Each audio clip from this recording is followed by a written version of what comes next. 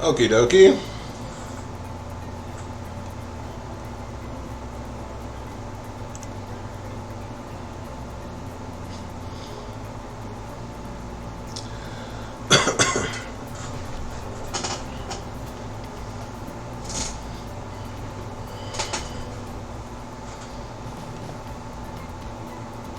Let's do this shit.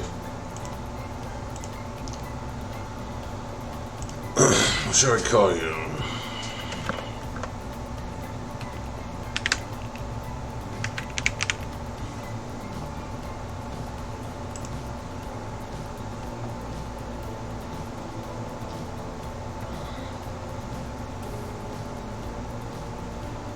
That's a bop. That's a motherfucking bop.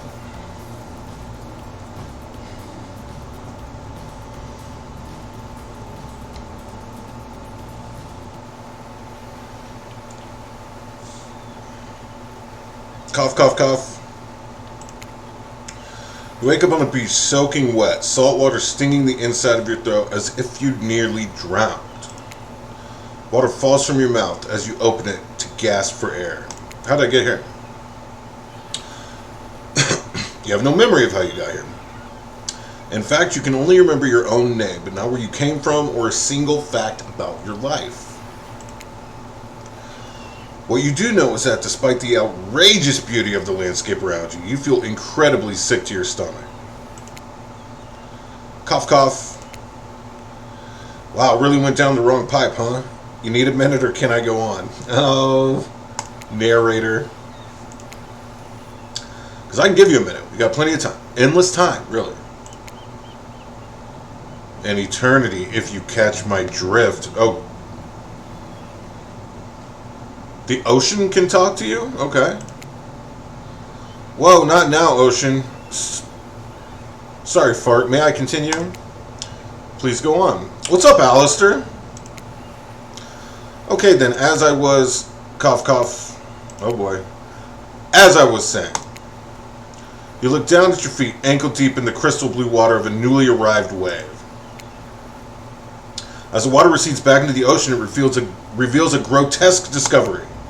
Ah! I don't like that. Decomposing face stares up at you from beneath the sand. All you can do is vomit. A stream of dark bile. Bugs, worms, and other ick. Cap ahoy, sir. What's up, dude? What game are you playing, Alistair?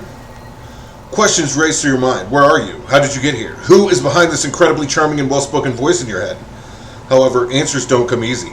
Your mind is completely blank. What will you do? Let's dig up that face. What's poppin', Cap? What are you up to, buddy? You brush his hand away from the half-buried human head embedded in the ground before you. The fuck is that? A little loud in my headphones. Does this sound okay to you? Super Mario Bros. U Deluxe. Okay. You gaming for real, homie. I wish I had that game. As you pick it up, flakes of skin fall to the ground. The jaw falls open, revealing a gold coin sitting on the rotting tongue of this poor dead soul. Give me that shit. Getting your hands dirty, I see. I like that. You're a take charge type. Why is the ocean creepy?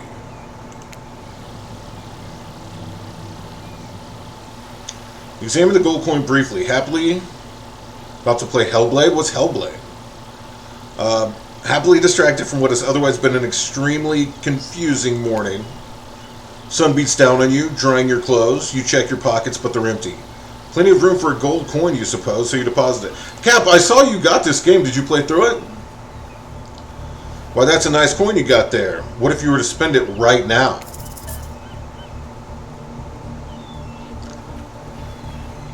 Maybe I should save it.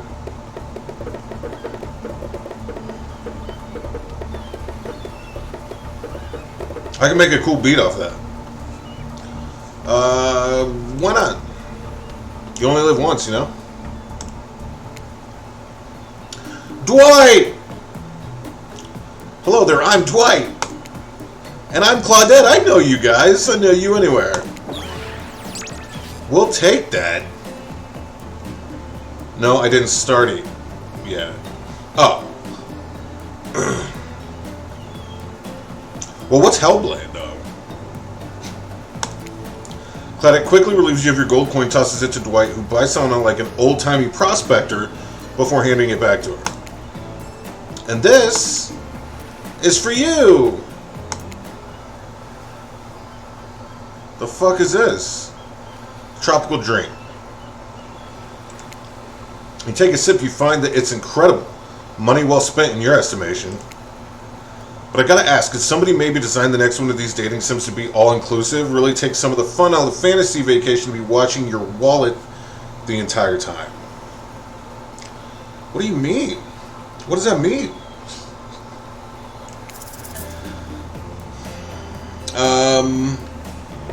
This is suspicious. Spit that out. Spit the drink out for the rest of the sand at your feet. I'm sorry, I've made a mistake. I shouldn't be here. I'm Fart, by the way. That's me. That's my character. But you guys would know that. Told you we put too much lime juice in there. At least they didn't throw it in our faces. That was a bit rude of you, FYI. You think you were abducted and brought here just to be poisoned in the first 5 minutes? Could be, I don't know. Your mind doesn't have a chance to linger any longer on your current situation as you feel something soft bump into your foot. Did I just enter an anime? When you look down, you find a volleyball sitting in the sand there next to you.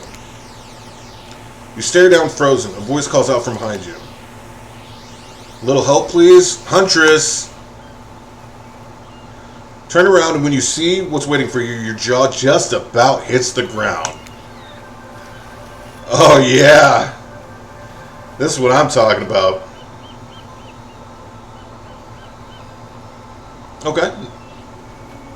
Alright.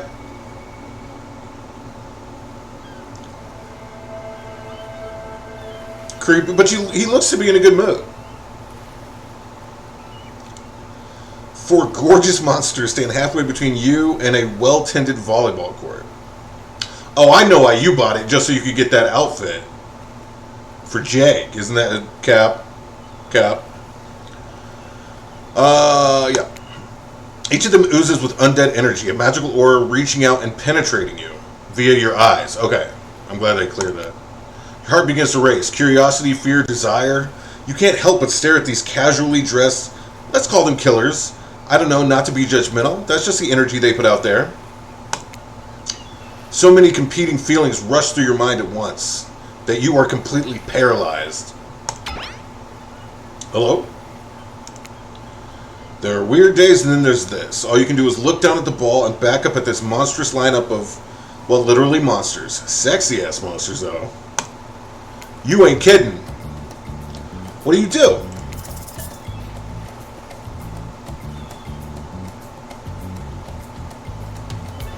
I'll give it a quick toss. You bend down, grab the ball. It's warm from sitting in the sand on this beautiful day. Hellblade. I don't know how to pronounce that second. Sinwas. Third-person game, action-adventure game. Rated M for mature. Do your parents know you're on that shit, homie? Give the ball a toss. It arcs beautifully through the air and lands right in Huntress's hands. Yes! Not bad, stranger. Huntress's muscles ripple as she grips it in her hand. You look her up and down and consider what it might be like to be held tightly in those strong arms. Warm, perhaps. Maybe a little sweaty, but that's okay. It's natural. Try hard much, Bleck. Hey, fuck you, Spirit. They're speaking directly to you. You still can't bring yourself to reply. You're entranced. When you snap out of it, you realize everyone's gone back to the volleyball. Man, I must have been really fucking entranced. Alone again, you look across the beach at these strange residents who casually bat a volleyball back and forth, happily ignoring your intrusion onto their private beach. Should you be frightened, worried, excited? I did refer to them as killers, not to give too much away.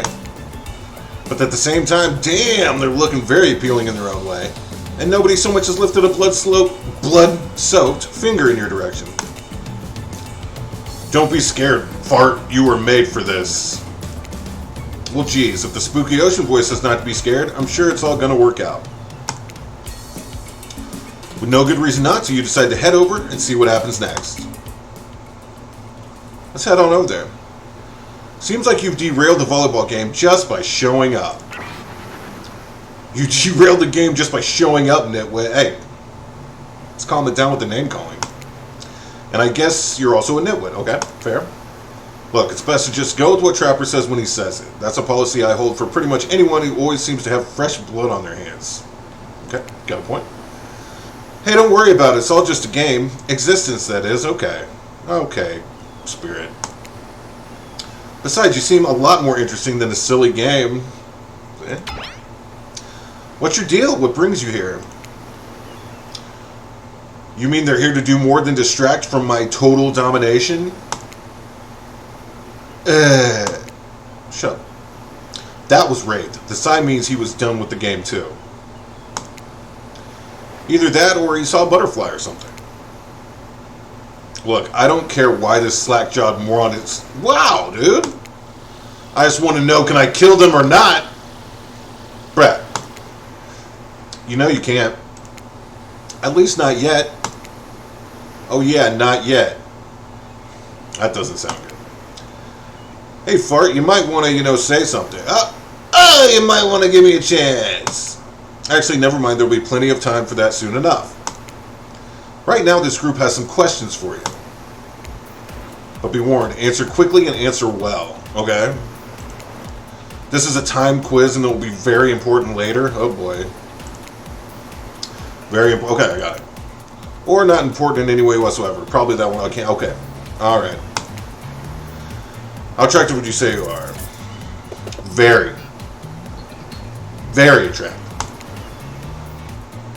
That's what you think very attractive is compared to this?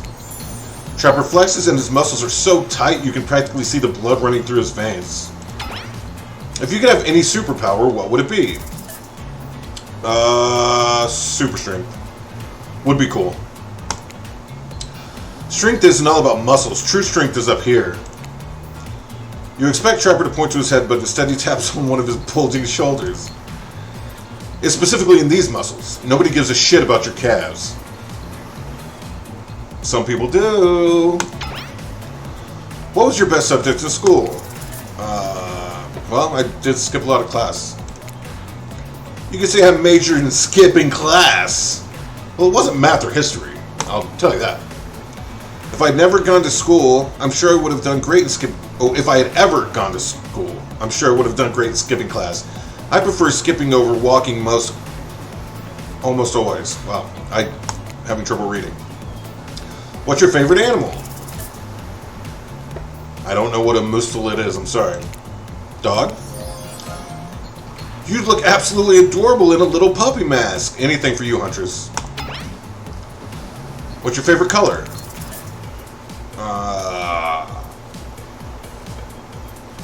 Well, it's actually green, so I guess I have to go with 3-Day-Old Corpse because it's gotta be on its way.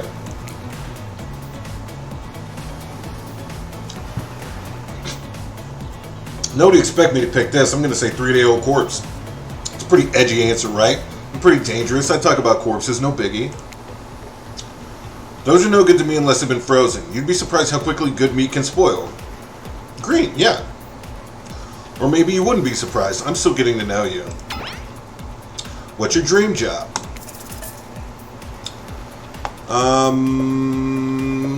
Nightclub promoter. Definitely nightclub promoter. Everyone groans, and let's be honest, they're right to do so. Luring folks into the dark, not just anyone can do. Trapper, you're so hostile towards me.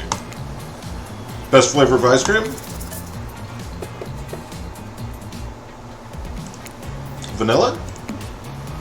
My favorite flavor is pain. Fair? Same. Same here. Mine is vanilla swirled with pain. Okay. I've never tried that flavor. I think mint chip is the greatest flavor ever conceived myself. Bluebell mint chip. Better Call Saul fans? Enough about ice cream. Am I right? Hold on a second. This reminds me. I am right. Always. It's a lesson you should learn before you go too much further. Do what I say if you want to survive. Pick mint chip. I already picked. We're teaching lessons now, narrator. You rascal. Kill or be killed is the rule on this island, even for faceless voices. Tell me, what's the best flavor of ice cream? Best flavor is mint chip. So obedient. I think I'm going to do just fine. Anywho, now that they know so much about you, I'm sure the group wants you to I can't read. I should just shut this off right now. I'm sure the group wants you to start getting to know them. I'm Trapper. I pretty much run things around here. Smartest, richest, strongest person on the whole island. I did not know Trapper was rich. I don't like losers. If you want to know what a loser is, say hello to Wraith. Ah, good burn. Hi, I'm Wraith. I'm nothing like everyone else. I like nice people and loathe big dumb idiots. Hey, what's up? I'm Spirit. I don't like most things. I don't really hate most things either. It's not worth my time. But the things I do hate, I really hate, you know? Based on my personal observations, life is nothing but suffering, and society is a carefully calculated lie to keep everyone subservient to those in power. Okay, right? Better to choose to just not take part. You know, you're probably right, Spirit. Jeez, it's like she was downright murdered by society. She hates it so much. I never read the stories about these people, so I have no clue. Oh no, wait, I'm remembering Spirit's story now, and that's almost exactly what happened. Oh, okay. Hey, I'm Huntress. Don't let those bummers get you down. I won't. There's lots of fun to be had on this island, along with lots of love. Yeah, there is, if you know what I mean. I don't. Grow up. Grow a body. I've explained this 1,000 times. I'm dead, but I'm not a literal ghost. I just create a trail of fog. I'm not made of it. I'll have to keep that in mind next time I play. Whatever, fog body. That's not nice. He's not nice. You love it. Only sometimes. Ooh, really? That's disgusting. That's why she likes it. Don't speak for me. I also hate it. Stop speaking entirely, actually. For the first time ever, I agree with Wraith. Let's move on. Otherwise, they'll do this all day. Besides, if I know this crew, and I do, they'll want to show off soon enough. If we're done playing, let's do something else instead. Wow, for once I actually agree with this meal. Hey! 4 months, dude! I mean, it didn't change that much. This is what I think of. What's going on, Future Shocker? Thanks for that sub. I said we go to my yacht. It's a massive boat dock nearby. Give everyone a taste of true luxury and power. Wraith rolls his eyes. Papa Shango? That's a trapper, bro. Don't mind him. He just hates fun and happiness. No, I hate the endless, desperate, soul-crushing pursuit of wealth. The way it's flaunted needlessly and the cruelty it engenders. What about hanging out by the pool? I find the water calming, simple, beautiful. I'm going to do whatever Huntress wants, so. What about our volleyball game? Didn't really want to play volleyball, but, you know, that's what Huntress wants. We can exercise and have some fun as a group. Are you all serious? There's a perfectly good lounge to chill out at right there. Or right here. I'm tired. Besides, I hate being in the sun. Where do you want to go? I agree more with Spirit, but Huntress wants the volleyball. We're going to play volleyball. I hate that I interrupted your game. You should finish it. Yay, I'd love to play outdoors. I also love to meet new people. I also love to bring them home to play. I'm sort of a big kid at heart. Obviously you are too. I like you already. I hate people who are too serious. They ruin everything. That's true. Well, they do if you don't handle them swiftly. Hold on. For just one moment. So how are Claudette and Dwight not getting murdered? This is Dwight and Claudette, our activities coordinators. They're also the cooks, waiters, bartenders, janitors, and every other job. They're the only help remaining on the island. This place we call Murderer's Island. Cue dramatic musical flourish. I didn't hear a flourish. None of the others survived. Survived the interview process, I mean. Hence why we shall heretofore refer to them as survivors with a capital S. These two have worked here a long time. So very long. I don't actually know how long it's been. Sorry, anyway, I should probably let Dwight and Claudette do their mandated jobs. They sure look happy, but they're vibrating with a nervous energy that's starting to give me the creeps. We will now escort the group to the venue of your choosing. However, in the future, we recommend waiting for us to present you with the options whenever possible. Don't just run off to various activities unsupervised. We don't have much autonomy around here. The least you can do is allow us to do our... Oh, calm down, Claudette. You can do your job. The most you can do is help us get off this Dwight. Yes, pardon me. Please follow us. I mean, I'd help you guys. I've been in your shoes. Hey, narrator? Yes, something I can help you with? Those two, Claudette and Dwight, did they just start to mention something about wanting to escape? Is escape an option? Should I be trying to escape?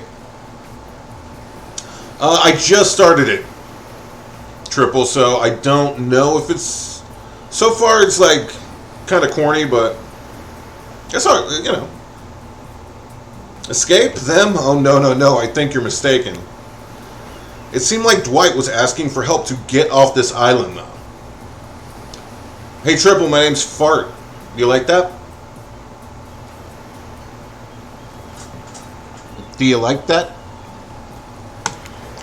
Oh, right, that. Yes, that's true, he was. But he just meant that he wants to get to the other vacation island getaway. A couple miles south of here. Has much fancier accommodations than this island. One of those big corporate outfits, quite exclusive, where all the famous celebrities hang out. Very luxurious. Doesn't quite have the charm that this island has, though. Trust me, you wouldn't want to go there. With all that money comes a lot of restrictions. This is where you belong. Now, off you go. It's time for an activity. On this island, your decisions matter. Mostly. When I agree with them. Not like that other island. So what'll it be? Kinda already picked, homie. We'll let you play through it too, though, Trips. Wow, it's so exciting to have someone else into athletics on the island. Spirit and Wraith are so boring and Trapper's so predictable, relying on brute strength to win games. He has no respect at all for grace and skill. Thank goodness you didn't choose the yacht. What kind of person wants to be a sitting duck in the middle of the open ocean? Just asking for a sneak attack from an elk. Okay. Wonder how long it would take for her to bring up an elk attack. Game starting up again, make sure you're watching close. She's really something, huh? Elk don't swim. Live in the forest long enough, and you'll see an elk swim, believe you me. Cheer for me, cute stuff? Oh, you know I will, Huntress. The killers resumed their place on the volleyball court and resumed the match they were playing before you arrived. Hold on.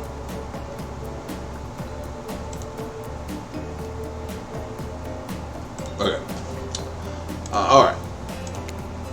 Hey, fancy a lemonade? I see you working up a thirst eyeing those bouncing buns, playing volleyball, bouncing buns. Claudette hands you your lemonade. Ooh, so fresh, so tart. She leans in and whispers in your ear. Who'd you bet on to win, Who's the MVP of your little heart? You're nervous. You don't want any of these killers to hear you talking about them, or not talking about them, if they're into that sort of thing. Just pick someone, please. It's not like we've got all day, night, week, month, year, lifetime, eternity, or anything. Who put the sand in that guy's shorts? Sheesh. Okay, I think, I'm going Huntress, yo. Huntress? Oh, shoot. Huntress overheard you. That's a good thing, though, right?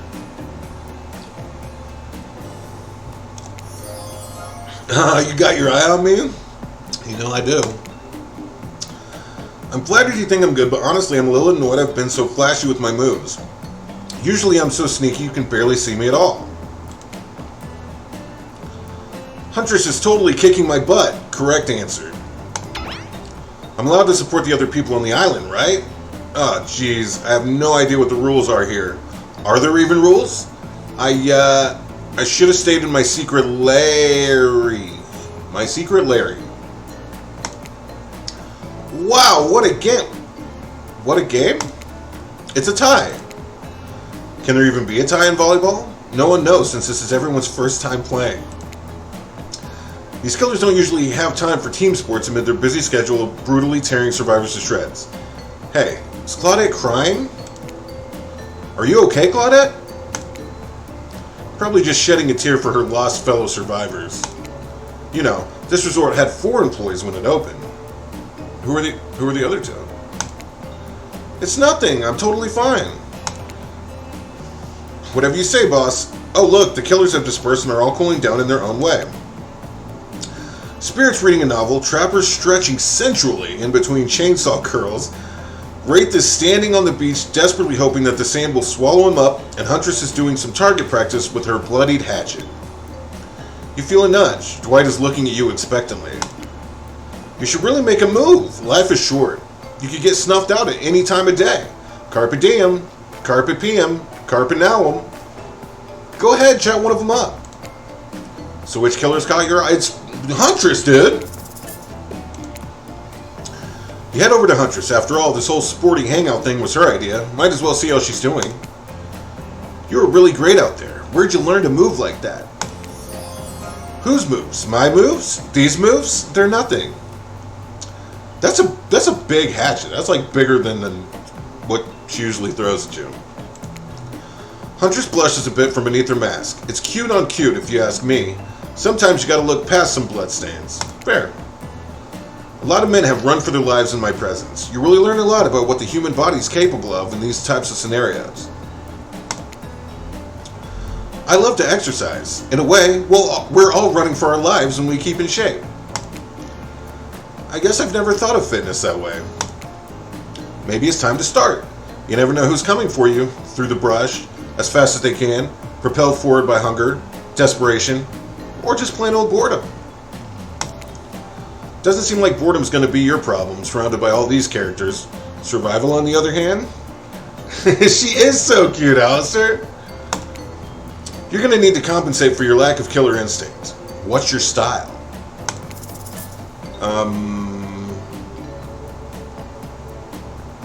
What would Huntress like? Grit or imagination? I mean, she's kind of gritty, but I don't know if she'd like that. I'm going to say imagination. What I lack in fitness, I try to make up for in imagination. I like to make up little games for myself to play. My imagination's very vivid. I can imagine the two of us panting, sweating, our clothes torn. I'm with you.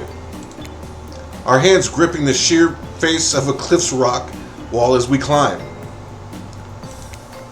Not exactly where I was going, but sure.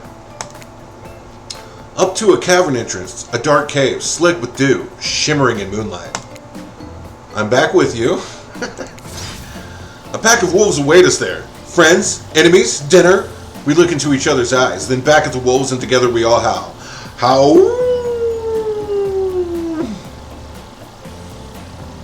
Alright. She definitely needs to calm the fuck down. Sure sounds exciting? My blood's pumping just thinking about it. Come on, everyone. The fun and games can't be over already. I get it. Volleyball? Not ruthless enough. Look at us. We crave action. We crave excitement. We crave the thrill of the hunt. Time to see if our friend here has the hunter's instinct. I saw you surveying me like prey on the volleyball court, fart. Huntress waves a bloody axe in the air and you step back nervously. Before you realize she's not waving it at you, she's handing it to you. Don't worry, I've got several of these. It's important to hone your skills, especially when you're in a new place where threats may lurk around every corner. You need to make sure that you are the biggest threat of all. Just don't aim those things at me.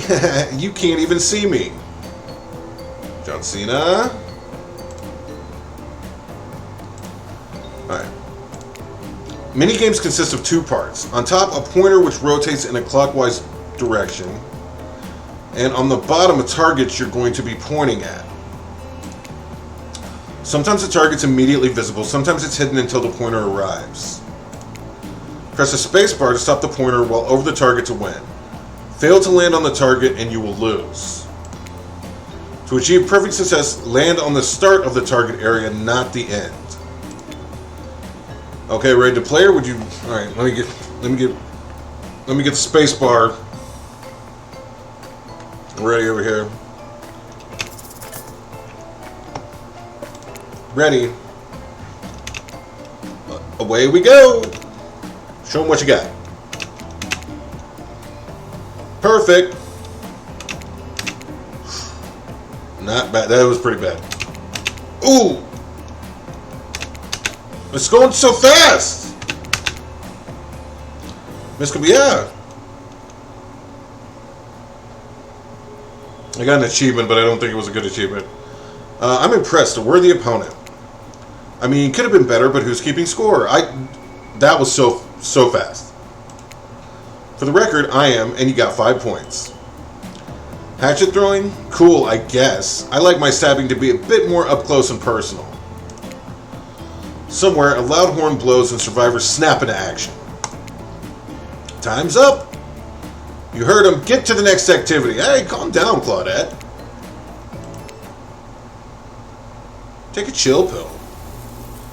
Next activity is mealtime? How quaint.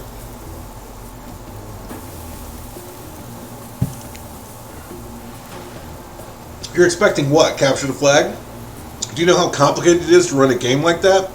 Much more so than sitting and talking. You arrive at the cookout area to find an assortment of picnic tables scattered around. What were you expecting? Some kind of grand hall with a huge banquet table? This ain't some prestigious fantasy epic you'd find on cable. Dwight and Claudette usher you to your seat, but there's very limited seating directly around you. And oh great, terrific. Seems that everyone wants to sit next to you. Even better is that they don't want to sit next to certain other people either. To start, no one wants to sit next to Trap. Meanwhile, he refuses to sit next to Wraith or Trickster. Oh, hey, Trickster. Trickster's here. Surprised? Yeah, well, they don't call him Expected Stir. I'm sorry, even I get nervous around crowds of killers, and my whole shtick gets a little flustered. Hey there, you're looking good, Fart. Real good. And we literally can't let Huntress and Trapper sit together. Okay? No, seriously, their arms are too big. They can't fit at the table if they sit side by side. Look at this. We can't even fit everyone on screen at the same time. You probably think it was an error, but it's not. It's completely intentional. Let that be a lesson to you. Every error you think you see is a choice. Got that? Oh, okay. Got it. Okay, Dwight and Claudette are directing traffic. You sit on one side, the rest of them will sit opposite you. Huntress and Trapper can sit at the ends with their enormous, sexy arms. Why did it tell me that? I thought I was going to have to, like, figure out where they sit. Now everyone is seated, we can begin dinner. Thanks, Dwight. Tonight's meal was prepared slowly and carefully with both love and hate for 12 hours over a spit. We hope you all enjoy. We really, really hope you do. Hey, you didn't actually tell us what you're serving. What are we eating? It's meat. Seasoned with a specific number of special herbs and spices that we simply can't divulge. 11. Colonel? My favorite. Meat is good.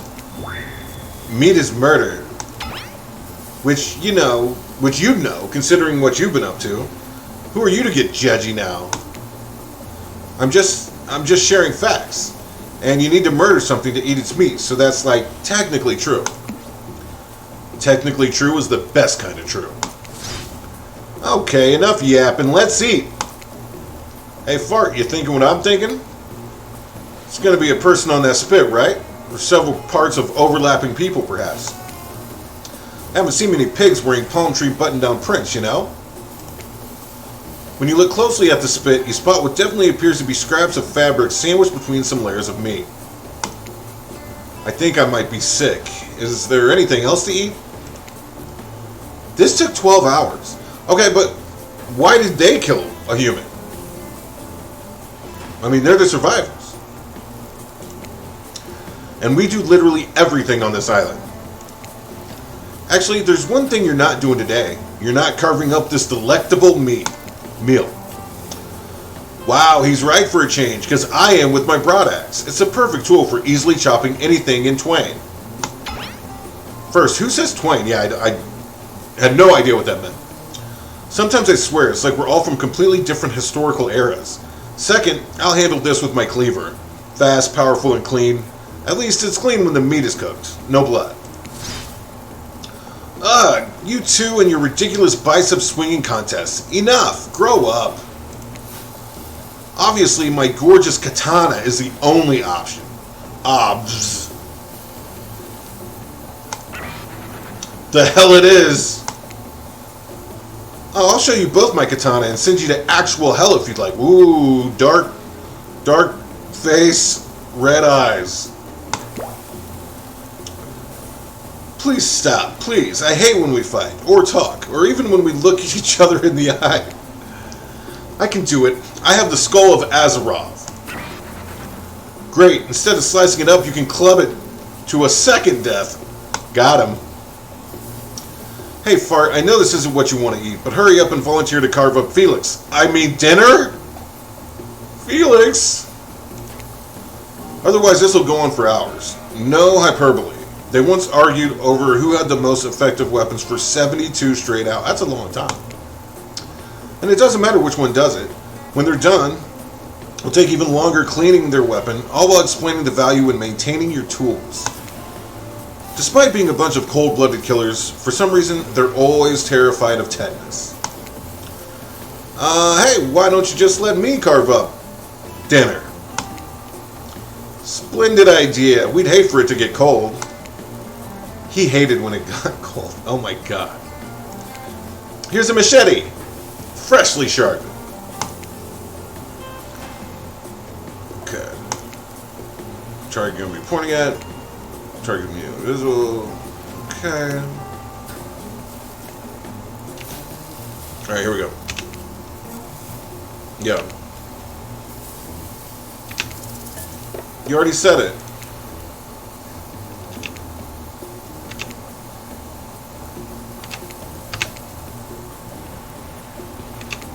Oh! Oh, you can let it go around.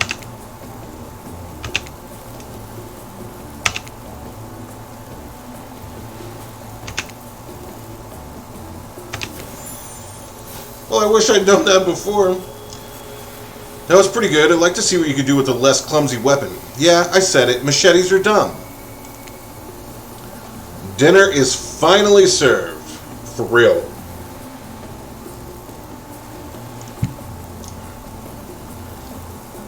The sounds, especially coming from the mask killers while they eat, which involves lifting their mask and shoving food up behind them, are nasty.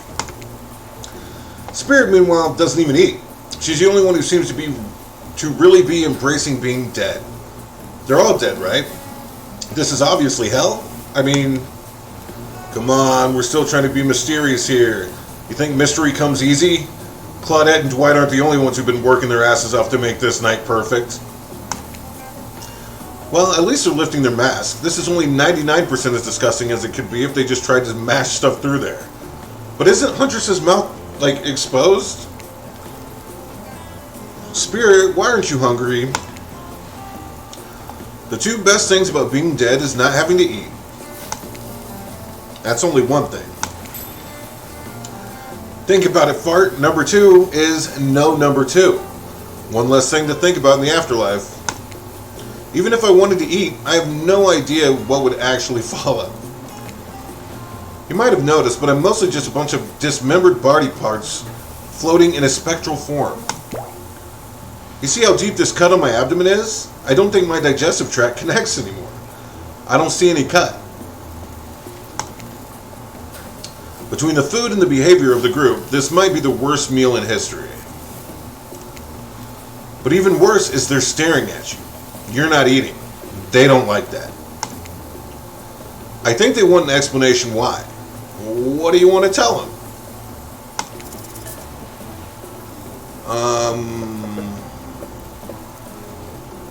Look at that seagull.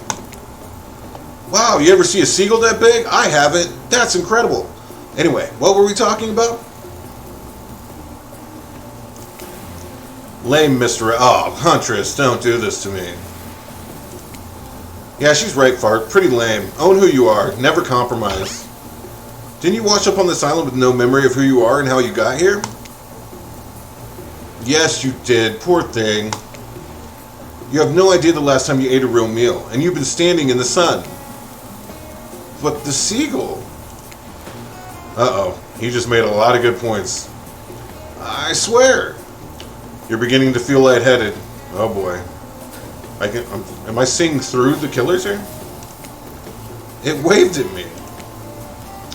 Maybe you need to eat to survive here. Either that or someone poisoned you. How'd they poison me if I didn't eat anything? No, wait, you haven't eaten, so you can't be poisoned. Whatever the answer, you're clearly about to pass out. Oh, hey, it's me again. Your friend, mentor, and guide. Narrator to the narrator, the ocean.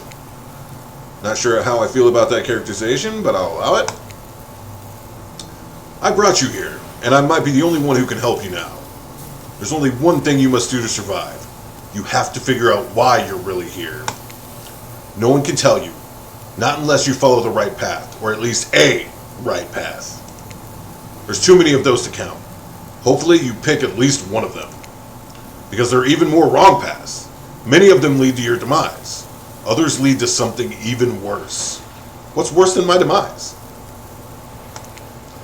Starting scenes over and having to fast forward back to where you were. Am I right? Oh man. I don't want to do that. For this place holds many secrets, even from itself. But the one that truly matters can only be learned if you answer the most important question. Why are you here? Why are you here? Answer that, and you'll learn the truth. The ultimate truth. Vague, mysterious. Gotta give it up to this ocean character. That's some quality early game storytelling. Hold on, I'm back. One more piece of advice. You've made many choices by now. Some of them I liked, some of them I did not. It's in your best interest to make more choices that I like. How do I know what the fucking ocean is gonna like? You wake up to find Huntress holding your limp body, gingerly pouring cool water into your mouth. Oh good, you're okay. Sometimes when I try and care for people, they have a way of ending up less alive than when I started. Which would be a total bummer if that happened to you. It's been so long since I had a normal, happy, healthy, living person around. Usually I'm just falling into the same old routine of smashing everyone's head open with a hatchet before I really get to know who they are as a person. It's true. But you're not nearly as scared or too busy writhing in pain to see me for me. You feel nervous in her arms, not just because they're maybe crushing you a little bit, but because she's beautiful. Yes, beautiful. I was just going to narrate that fact, not, say it out loud as a single word like some creep. Alright. Beautiful mask. Your bunny mask. It's quite gorgeous. Nice recovery. But now that you're awake and talking, you gotta keep this up. Did you make it yourself? You're the first person to ever ask me that. Yes, I did. You seem so quirky and cool. You could do anything. Own an Etsy store, be a doctor. Why is it that you kill people? Huntress sighs. You can practically see the memories flickering across her eyes. But she hasn't tried to kill you yet, so that's a good sign. Alright. That's all I was ever taught to do as a young girl. So I thought it was right. Even through the mask, you can see Huntress is blushing a bit. Seems like your line of questioning has made her a little nervous. Hey, you didn't eat much at dinner. Want a snack? Yes, please. She offers you some jerky. Probably human jerky, but her spice game's on point because it smells pretty damn good. Except, when on Murder's Island, you might as well eat like the killers do. Eat as the killers do. Plus, you really are hungry. And you can chow down on jerky sensually, right? Maybe. I'd love some. After a moment of quiet chewing on what you choose to believe is not human thigh meat, you decide to be bold and ask another question. Have you ever been in a relationship before? Dang, you're really going there? You do not play around, fart.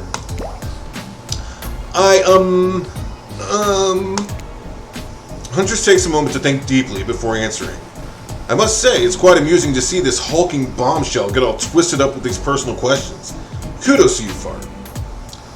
Yo, what's up, dreams? I'm trying to seduce the Huntress. There was this one deer that looked at me quite provocatively in a clearing once, but that doesn't count, does it? I hope not. You hear the faintest giggles bubble out from behind Huntress's mask. Like, yeah, her whole mouth is like, she don't have to lift up the mask to eat. Haha, you're so cute, Huntress. No, it doesn't count. Whoa, what's this? You found something in the sand. Huntress reaches down to pick it up. You can. Just get this game. And then Huntress can be hooked on you. It's a hair clip, probably left by some little girl who was playing on the beach long ago who is definitely still alive and not at all dead. Huntress closes the bag of jerky with the hair clip. Seems like she's a little mixed up on how exactly this particular item works. Should you go with the flow or show off some of your knowledge of advanced humaning? Let's show her a thing or two. I'm trying to impress this girl. You silly goose. You chuckle before reaching for the bag of jerky. You take the... Is it pronounced beret? Off and collect a lock of Huntress's hair, clipping it back into an attractive swoop. Much better. Huntress is so happy that you taught her something new about human trinkets. She touches the clip in her hair with a shy smile. Just as things are really heating up, you hear a flurry of footsteps behind you. Quickly spin around, ready to fend off whatever new danger has popped up on this strange island. Only to find that it's Dwight and Claudette sprinting across the beach, clipboards in hand, which they're waving in the air above their heads. It's very important we stick to the itinerary and attend each event as scheduled. Playing sick for cute flirt points was not a part of this evening's activities. That's strictly slotted in after campfire story time. At this rate, we'll be late. Calm down, guys. Jeez. Playing sick? No, no time for excuses. Well, there is, but that's scheduled for after what comes after the flirting. What? Go, go, go, go! Alright, Dwight, calm down, buddy. Once everyone's gathered at the fire pit, Dwight and Claudette quickly make an announcement. We're not going to blame anyone in particular, but someone, and we're not going to say who, so don't worry, hasn't been sticking to the schedule. That means that we're behind on time for evening activities. And we'll only have time for one person to share their special spooky nighttime story. Just one story, but story time's my favorite activity. This is a narrative-heavy experience. You're telling us only one person gets to share? How will we decide who? Ah, great. We have to decide as a group? That never goes well. Whoever did this, step up now. I swear I won't be angry. I'll merely chop your head clean off. No fuss, no muss. Voice trembling, you realize this is probably it for you, but you embrace your fate. Sorry, everyone. I think they're talking about me. To be honest, I still don't understand how this whole schedule thing works. I guess I lost track of time while I was passed out? Been there before. Even though it's taking some pressure off of me, which is an absolute dream come true. Is it really fair to pick on the newbie? Seriously, has anything here ever happened on schedule, even once? Damn it, Donald. If you try to flex that authority gimmick one more time, so help me, I'll snap your head off so quick, and then I'll drown you in his blood, Cynthia. Fuss and Muss are back on. You two know I love to hack, slash, and slice. Who are Donald and Cynthia? What's going on? We all know you love to kill. It's almost all you talk about. Nobody named any names. Who even knows any names? Not us. I renounce my name. Who's Donald? Who's Dwight? Who even knows anymore? Call me nobody. But we still got to get started on story time, so... No, they actually did call him nobody. Fart, who do you think should go? Ah, damn it, that's a name. Please pick somebody quickly so his tropical vacation doesn't turn into a bloodbath. I mean, I'm all in for Huntress here. I choose you, Huntress!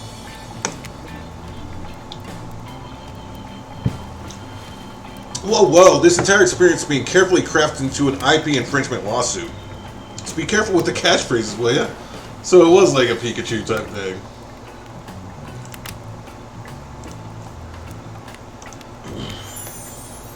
Huntress steps up to tell her story. The campfire flickers in her faraway eyes.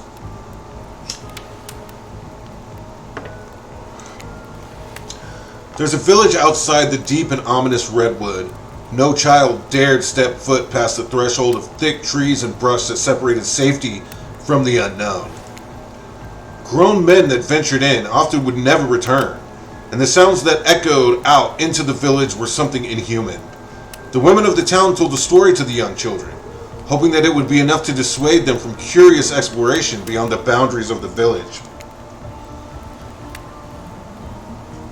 They told of a creature that lurks in the woods, half woman, half beast, singing like a siren, haunting, beautiful, her voice the last relic of her humanity. It lulls all who hear her, who hear into her domain. And not precocious child, nor fierce soldier can escape once you're in her clutches. I think I know who she's talking about. Those who've seen her say she wears a mask of hair, stained with the blood of so many poor souls. The hatchet she wields has been brought down brutally on the skull of many an unsuspecting hunter.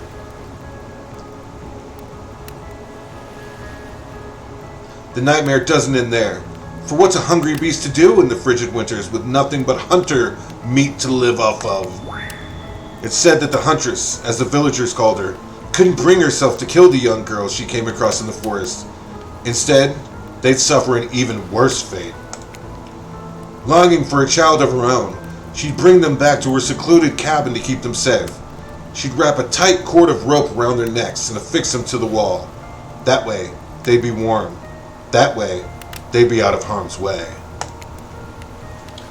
The Huntress would even bring the girls presents, toys she'd pilfered from other bodies, masks she'd fashioned out of things from the cottage, and little dolls made of grass and twigs. But these toys did nothing to quell the children's fear.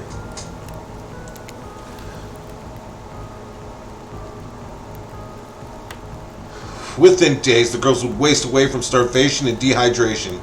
For all her good intentions, the Huntress had never learned how to care for a human child.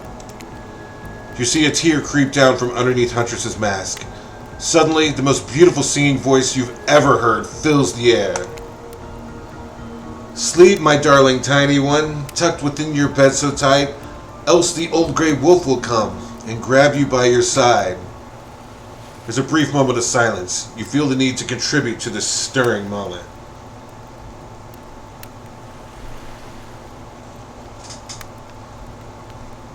They couldn't at least have her song be sang.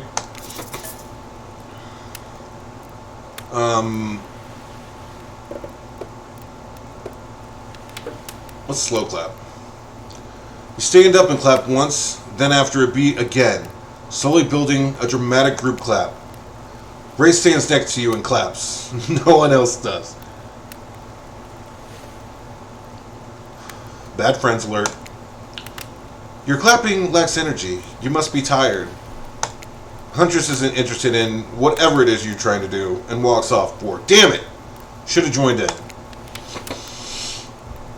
On that note, everyone decides it's time to take a break and split up for a little bit so that they can all have a moment alone before bed. Everyone leaves and you're alone by the fire. The only thing you hear is the ocean slowly lapping against the shore.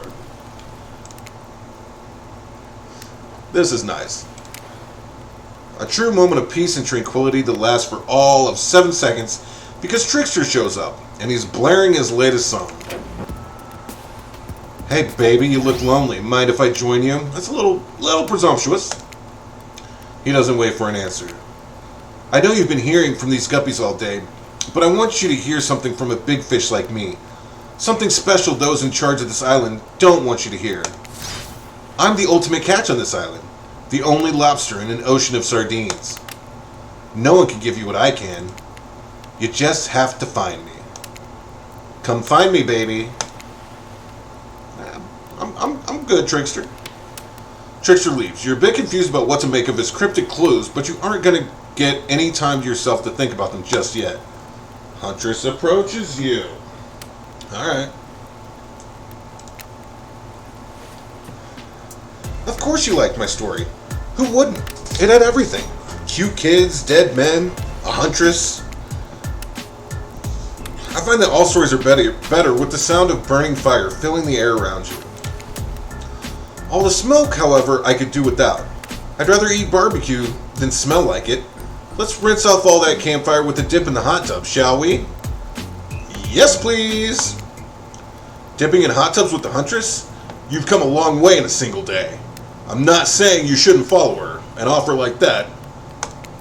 Just don't forget our little talk. Alright. I remember, Ocean. You and your storyteller friend slip into the water. It's just the right temperature for an evening dip.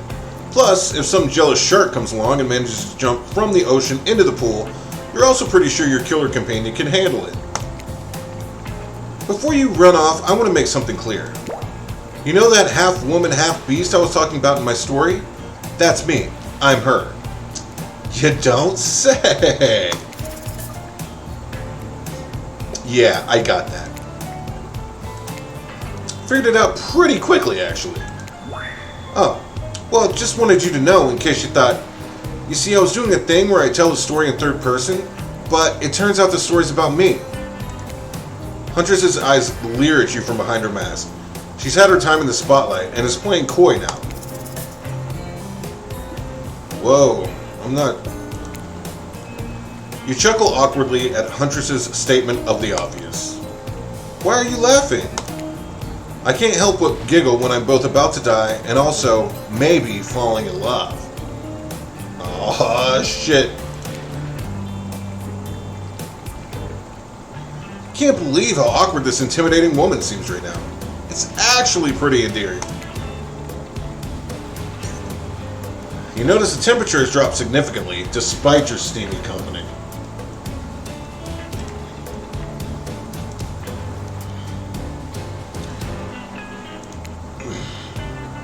It's a little chilly and your bare shoulders must be freezing. Let's head back to the fire and put me to bed, eh?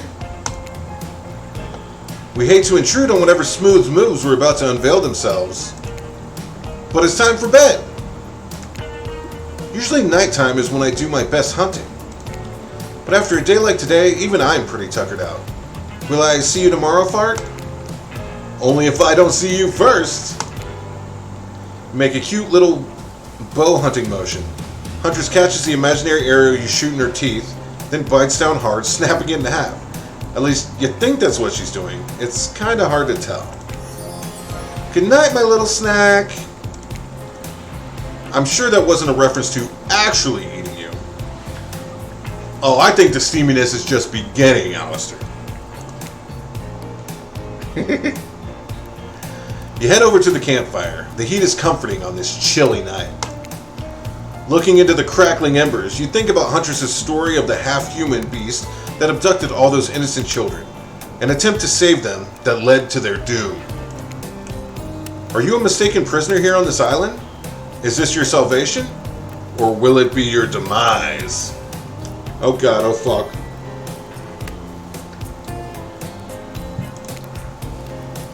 Before you can dwell too much on your fate, Claudette and Dwight arrive. Their now familiar, creepy smiles stretching from ear to ear. It's a bit menacing to see a smile like that lit by firelight. We must apologize for the accommodations. We weren't prepared for another guest, but we're gonna make you comfortable or die trying. They hand over a pillow and blanket and welcome you to snuggle up by the fire. Perhaps some music will put you at ease. Just try to keep the volume to a minimum. Our other guests aren't the types you want to rob of their beauty sleep.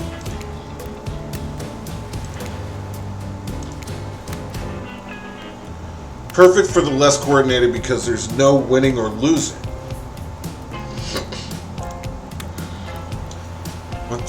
Wherever the pointer stops, that's your result. Oh, we got an achievement. I suppose if it doesn't stop where you want it to, that's a bit like losing, but no one has to know if you don't tell them. Alright. Ready.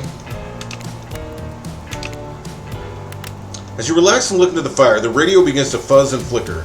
You examine it and decide that you might adjust the dial and fix it. Oh, God. Let's see what's on this station.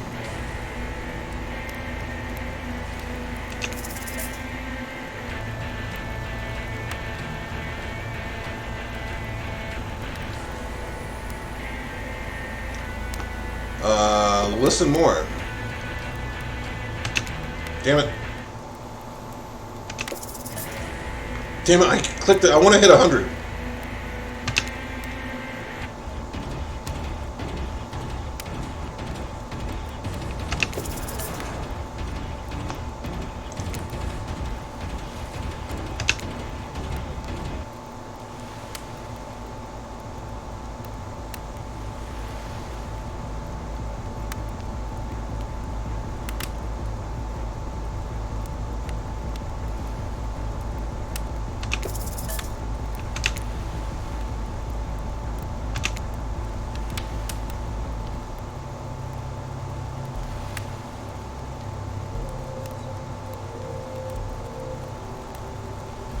Sounds slightly Japanese, this one.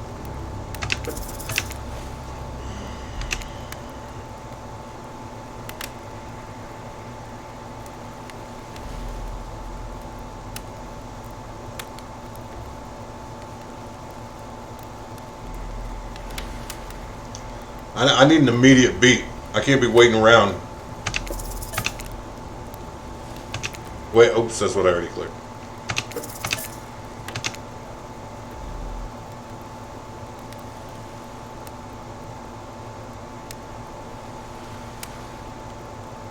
Oh, or anything.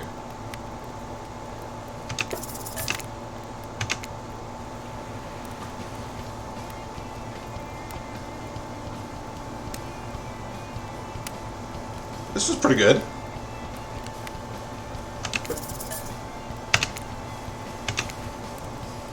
Alright, let's talk about our community.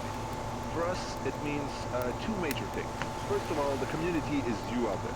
It's you and everybody else, either playing the game or talking about the game or creating content relating to the game or being inspired by the game to write music or to make outfits. It's everybody that's part of what makes Dead by Daylight this amazingly rich and passionate environment.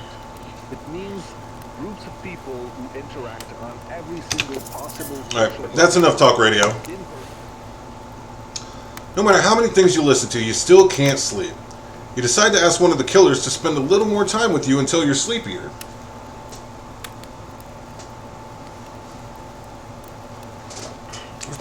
Where's my phone? Oh. There's a snake, it would have bit me.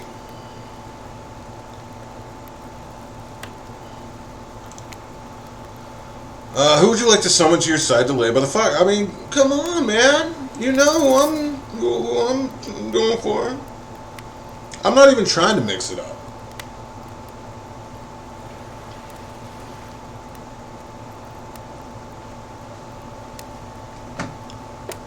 Hunty! Huntress? Are you around? I was wondering if I could get a little company. Huntress appears in an instant. You really didn't hear her coming. She's more than happy to tell you her secret for falling asleep when she's feeling restless.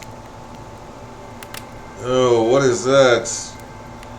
If a Soviet lullaby doesn't work, the special mushroom tea has always done the trick.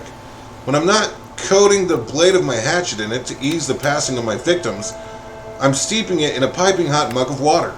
Try it. You do. You finally start to feel sleepy, except maybe this isn't really a sleepy feeling. Maybe you're paralyzed. You try to keep your eyes open, but you can't. Darkness overtakes you. Dark voice from earlier speaks to you again. It shouldn't still be this spooky. By now you've had a whole day of strange voices in your head, but this one is still undeniably odd. Really worked up a sweat watching those killers toss the ball around, huh? Would it have hurt so much to go splash around in some cool ocean waves afterwards? I'm just saying. I'm out here, you know? You awake suddenly to see someone looming over you. When you wake up, you find Spirit sitting beside you, reading a worn paperback. Oh boy. This screen scared me. Oh hey, what? Shh. Clearly, she's noticed that you're awake, but she hasn't actually looked at you. Seems like she's pretty focused on that book. Shh. Seems like forever as she stares at the page before finally shutting the book and setting it down. Oh, you're awake. Yeah, never mind. I saw you with the Huntress right before bedtime. I wouldn't tell you how to live your life, but if you ask me, you could do a lot better. It's completely by accident I even saw them over here. It's not like I was looking out for you or anything. This was simply the best reading light, and the text in my book is very, very fine print, so it's tough to read in the dark. Don't get the wrong idea. You and I are obviously mind our own business types. Not phony look out for each other as an excuse for just being nosy types. But well, since you're here, and I'm here, maybe we've got other things in common. Who knows? If we spend a little bit more time together tomorrow, we might find that, I don't know, we get along. And by get along, I mean exist simply and comfortably without feeling any burning desire to assassinate the other person. So I have to hang out with Spirit tomorrow or get murdered by her? Or not, whatever. I don't even care. Bye. Good night and sweet dreams to you too, I guess. Finally alone, for real this time, maybe, you drift off to sleep again. Hopefully you're not poisoned. Okie dokie. Wait a second. Where are we? This isn't... Ah, jeez, it is. It's one of those reality show confessional rooms where all the contestants talk directly to the camera. I think today really went well. Those are some of my first interactions with someone who isn't a parent, that didn't end in bloodshed or untimely perishing in my Russian cottage. I would do a Russian accent, but I can't do it for that long. So I'm counting down as a win no matter what happens. That's what you get. That's as much as you get. What do I think of the newcomer? Do I have to say? Oh, I do? Okay. Attractive, mysterious. I really don't know that many other words since I was raised by my mom in the woods until she was skewered by an elk and I had to wash her entrails off my Seraphim. That being said, the other three should make sure to be on their guard. I don't know who this newcomer will want to spend time with tomorrow, but I for one will not let my guard down easily. Who knows about the others? Brace, I think, knows more than he's letting on about this place, but he's a hard nut to crack. Meanwhile, Spirit is just screaming all time.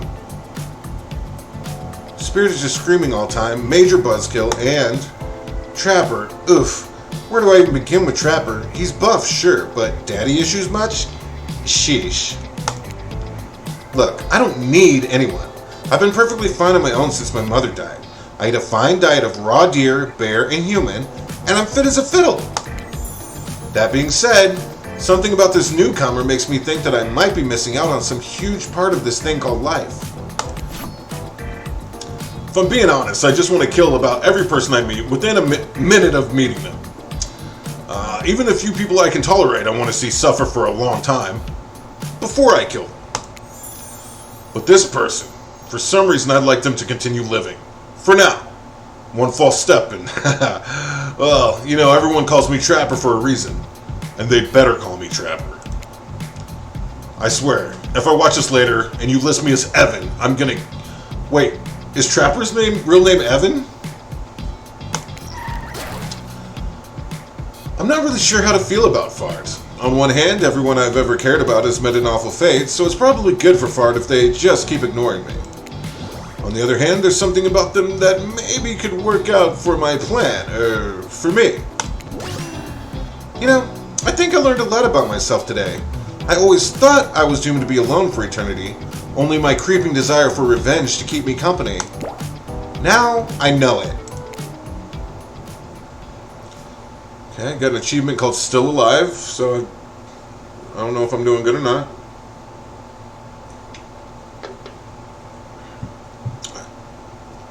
You open your eyes, the sun is shining, there's not a cloud in the sky, and you feel great, totally well rested. You're not even suspicious of the fact that you fell asleep by the campfire but woke up several yards down the beach. Wait, are you on vacation? Was yesterday nothing more than a strange dream? No, not a dream. You really are here for another day. Why? I have no idea. You're obviously a weirdo.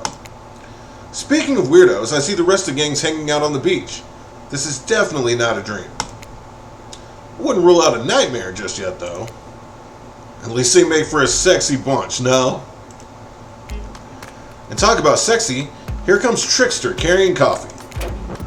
Morning, beautiful. Thought you might like a nice cup of joe to start this incredible day off right. Well, that is clearly poison. Trickster seems suspiciously cheerful.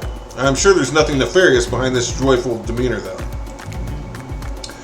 Everyone knows musicians are morning people. Yeah, okay. I also want to wish you luck. Today's an important one. My only regret is that I won't be a bigger part of it. Budgeting issues. Also, I'm just swamped with engagements, especially on the other island. Trickster winks at you. If you want to ask him how to reach the other island, now is the never mind, he left. Well, at least he brought me a cup of... No, wait, don't drink that. I wasn't gonna drink it, narrator. What the hell was that? They don't call him Trickster because he's good on a skateboard. And he definitely didn't get that name because he brings people drinks so they can have a good morning. That was almost certainly not coffee. And I don't want anyone casually poisoning, imprisoning, and torturing you. Yet. It's supposed to be a tropical paradise. The type of place you get 5 out of 5, 10 out of 10, 2 thumbs up review to. Not an eternal prison of pain. And please, make sure to leave a review. It really helps with the algorithms. Just trust me, I'm looking out for you. So, can we please move on? Hey, wait a second. How did a possibly omniscient, possibly unreliable narrator physically just knock that coffee out of your hand?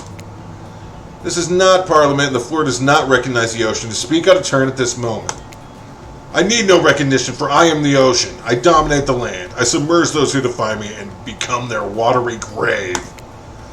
Actually, speaking of graves, I'd like to say something. Something of grave importance. Fine, go ahead.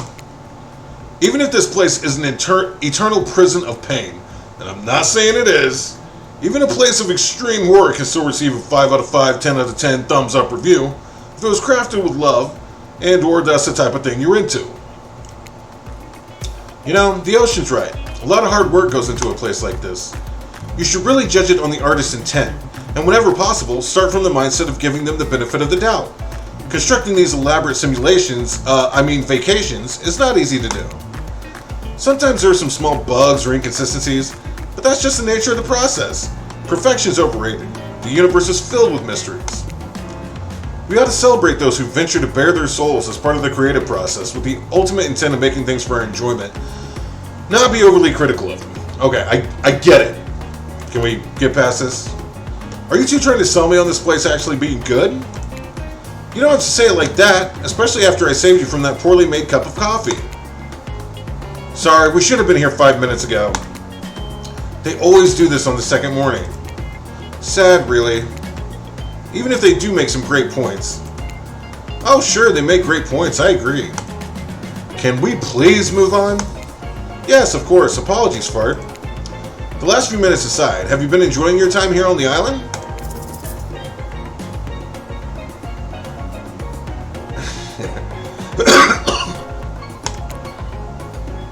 Yes, I'm not at all suspicious that there is no option here. What an encouraging response. And we're so glad you're not suspicious. Hey Claudette, maybe Fart isn't suspicious because they figured out what they're actually doing here. Zero chance. They're still clicking. Even right now, to see how you'll respond. Hey, look at that. Yeah, they don't know anything. It doesn't matter though, Fart. We're so happy to hear you're having fun. I didn't say I was having fun. We're all having fun, Fart. Do you hear us? We're all having fun. We do need to ask you one more question, though. We all had to sign away our rights to say anything negative about this place. Would you please sign this non-disparagement agreement? No! No, I will not say anything negative about this island. You have my word that I, Fart, agree with the terms of this verbal contract. Wait, I thought I just said no. Perfect. Delightful. Excellent. Yes, yes. Hey, Fart, it's still totally cool if you have constructive feedback. The place to leave that is in a positive review, because we all know nobody reads negative reviews of games, resorts like this. Anyway, I see Dwight and Claudette have gone into a trance, and with the grumbling I hear from your belly, that can mean only one thing. Breakfast. That was such a long-winded thing about giving it a good review.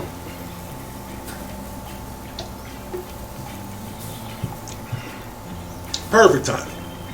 Everyone rolls into the dining area to lard up those sexy little bellies with pancakes and bacon, and so much for maintaining these beach bods. We're all half naked in a tropical paradise. Can we get some strawberries here? A yogurt? Magic powers will only get you so far. Even killers watch their sodium intake.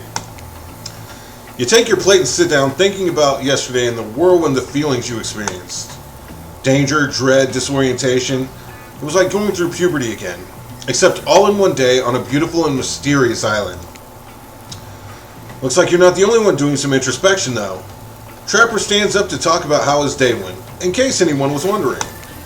Personally, I wasn't. I'll be honest, I didn't expect you to survive yesterday, so congrats, I guess. Whether you survive today is 50-50 at best. Good luck. Well, that was bizarre. Back to your breakfast. Nope. Now Huntress steps up to talk about her feelings. I feel a stirring inside my animal heart, something I've never felt before. It's almost like the feeling right before I go in for a kill, but softer, warmer. Sounds like it could be love, or maybe just indigestion from all that raw beef she had last night. Well, that surely must be it. No one else would weirdly stand up during breakfast to... And just like that, here comes Spirit. If I look especially well rested this morning, it's not because I slept well. As you know, I'm much too dedicated to finding revenge to ever sleep again. But because you all really left me alone yesterday, to be my best, not constantly annoyed self, I thank you for that. Now, if you don't mind, I'm going to go back to quietly resenting being trapped here with you all, while looking cute doing so. Guessing Wraith has had enough time to work up the courage to speak in front of a group.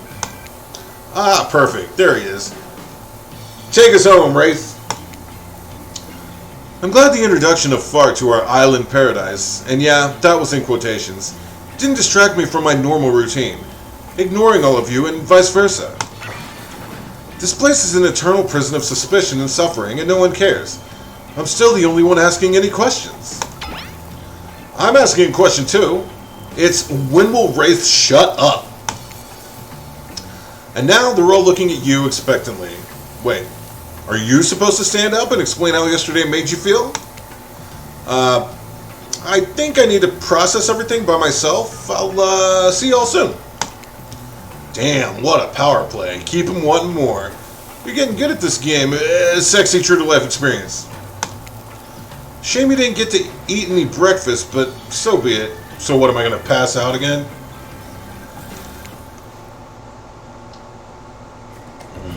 After breakfast, you head to the hot tub by yourself to clear your head. Yesterday was, in short, a lot. Before you get there, though, something catches your attention. You hear that? Who are you addressing? Me? Well, yeah, I guess. I mean, that's okay, right? You know, I might be pursuing a relationship with one of these 4 fine killers, but it feels like the person I'm getting to know the most is you, narrator.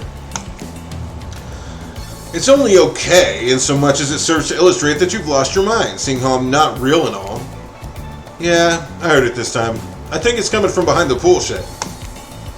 No, stick it in there. A little more.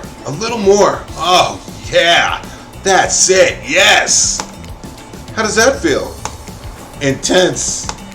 Nice. Yeah, that feels right. This is uncomfortable. Now, I want you to take that and put it right. Yeah, you know what I'm talking about. Just like that? Exactly like that. I swear I had no idea these two even do whatever it is they're doing. I'm afraid to look. Please say something so they know you're close by and can hear everything. Oh wow! Look at this super cool bottle of Trickster brand suntan lotion someone left on the chair. Anyone know where I can buy some? Damn it! Ah, come on, a little privacy, please. Dwight's panting and Claudette has a crazed look in her eyes. Sorry, didn't know how else to let you know I was here and that I could hear you. Well, you know. Know what? Or know what? What do you think we were doing? You were doing... I don't know exactly what you were doing, but it sounded like... fun? You think 2 people trying to find new ways to kill each other in a desperate search to make their own death permanent is fun? Oops.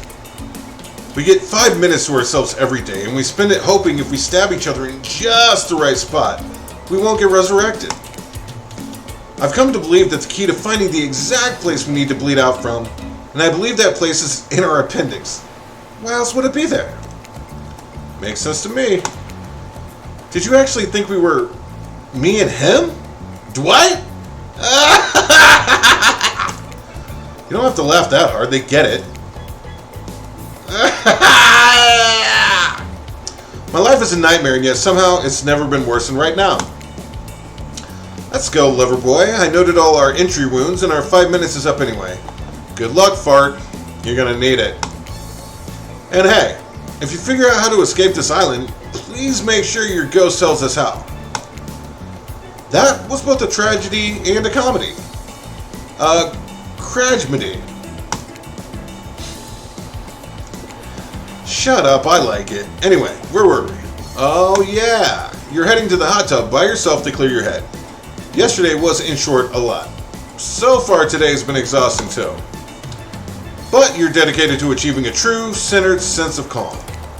No drama, no bullshit, just soaking up sun in a heated pool.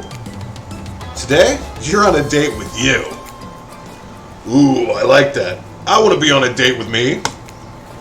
Who would make the first move? And aside from that disturbing thought, all is going to plan until a shadow blocks your precious sun. Spiky-tipped, like a palm tree's bending over to screw with you. But it's no tree at all. It's... Hey, babe. This guy again. Breakfast was weird, huh? Everyone just getting up and announcing how they're feeling? What's that about? Some forced kind of check-in with the group? I don't like it. Fishy. Kind of lazy. Whatever, though. Breakfast is dumb. No one should eat before noon, or after 4 p.m. Yeah, I do intermittent fasting. You see my abs, by the way? Maybe you can see them later on my private stage on the other island. You know, IP Island, where all the Hollywood celebs hang out. If you play your cards right. I could give you a private show. Catch you around. See ya. His abs are pretty amazing. You gotta give him that. And the blow-up bag? Threatening but adorable. Makes for an interesting silhouette. Genius design. He's a psychopath just like the rest of them. You don't gotta give him anything. And we're not best friends. Just because we had a little talk about doing a little talking, it's not an open invitation to go smashing the fourth wall every 5 seconds. Okay. Now that guy's gone and we've got some ground rules established that we're definitely going to abide by. It's time to lay back, take some deep, slow breaths, and nope, another shadow. These people will not leave you alone. Let's see who it is this time.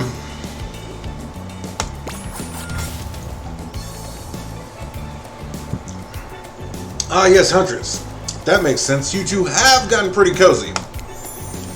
We should get out of here. I know a place that's quiet and out of the way. No one will be able to hunt us. Hear us there. Doesn't that sound intriguing? But immediately a flood of worry floods your brain. Should you pack a picnic? Bring your swimsuit, a pocket knife?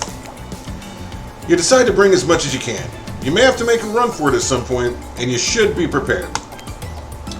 But, of course, you're washed up on this island with nothing but all the clothes on your back, so you got nothing to gather. Are you really ready for this?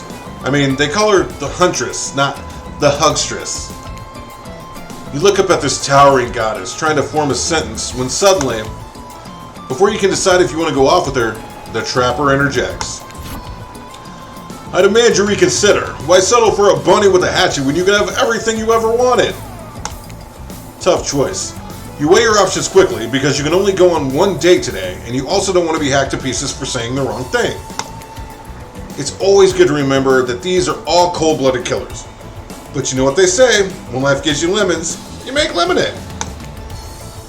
And then die a horrible, retching, writhing death after drinking it because the lemons were poisoned all along. Sorry, this island's really got me tilted. So, who will it be? I gotta go with Huntress. Whee!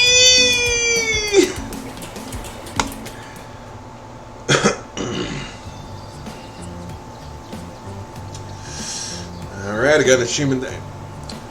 You and Huntress make your way to a secluded beach house. Your heart thrums in your chest. Don't look it up. Thrums is a real word, I swear. Are these nerves of excitement or terror? Isn't it fun to mix the sexy with the horrifying? Huntress is quiet as a mouse as she guides you through the island forest. Is this where I die? You struggle to keep up with her. She moves like a jungle cat, all muscle and silent leaps across thorny brush. She halts suddenly and you crash into her, having been desperately trying to keep up.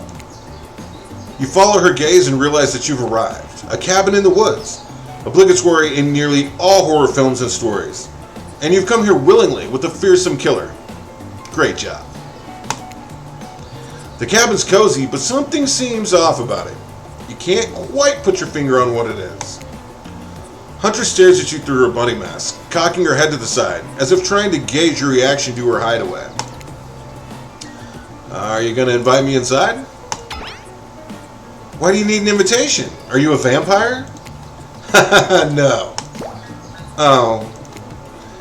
Is it just me, or did Huntress seem a little disappointed? Didn't peg her for a lover of the Fang, but hey, I don't judge. Come in, let's explore. Yes, let's. You follow her inside. It's creepy, rickety, definitely not up to code, but it has a certain homey charm. You're quite the decorator. She blushes. Indeed she is. A chandelier made of bones hangs delicately from the foyer ceiling, and a collection of trinkets lines the mantel. Something tells you that the people who once owned these things are not of this mortal coil anymore. Could you be Huntress's next victim? But what's interesting is in Dead by Daylight, and apparently on this island too, is like they kill the people, but the people come back, but they have all these remnants of people that like obviously did not come back. I don't know. Anyway, let's go. The thought gives you a wicked thrill. Hey, she's looking at you again. What do you think of my collection? I could learn to like this. I could certainly learn to like this. The whole place, it's quite tactile. There's so much to look at. The organized chaos makes me want to craft things with my hands. I knew you'd like it here. You have the eye of someone who appreciates fine stolen things. What can I say? What can I say?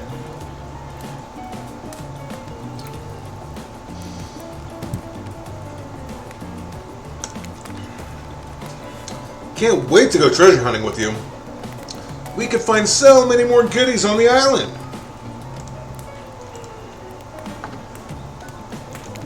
But first, what do you think of the other killers on the island? I mean, Trickster's pretty out there, but everyone else seems like they have interesting backstories and whatnot. How would I don't even know that. I've only got to hear Huntress. Gives it at least some replay value. Okay, let's go. A little gossip, huh? What are you playing at, fart? Huntress considers this for a beat. She seems to have two modes, thoughtful and explosive. You hope to never be in the splash zone when the explosive part emerges. Why? Are you jealous? Before you can answer, the house begins to shake. Huntress loses her balance on the termite-infested floor and falls into your arms. You're not mad about it, but before you have time to enjoy taking this moment in, what the fuck? Oh no, it's an attack! A horde of killer crabs invade the crevices in the poorly constructed cabin. They race at you in Huntress and swarms, clacking their razor-sharp claws at you. You must act quickly. What will you do? I'm going to shield Huntress. You step in front of Huntress, prepared to use your body to shield her from the onslaught of crabbage. I'll save you, Huntress! Oh, she probably don't want to be saved. I probably fucked up. Oof. Huntress can take care of herself. It's sort of her whole thing. Haven't you been paying attention? Hey, save some fun for me. Oh my god, that crazy ass face.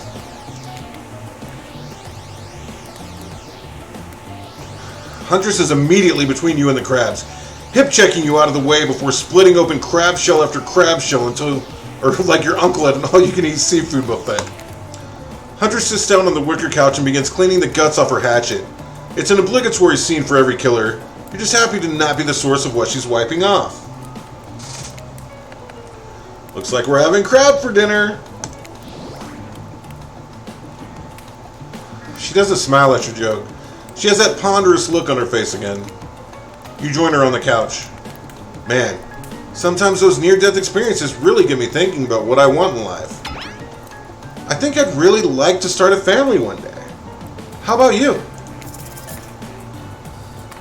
Maybe one day with the right person.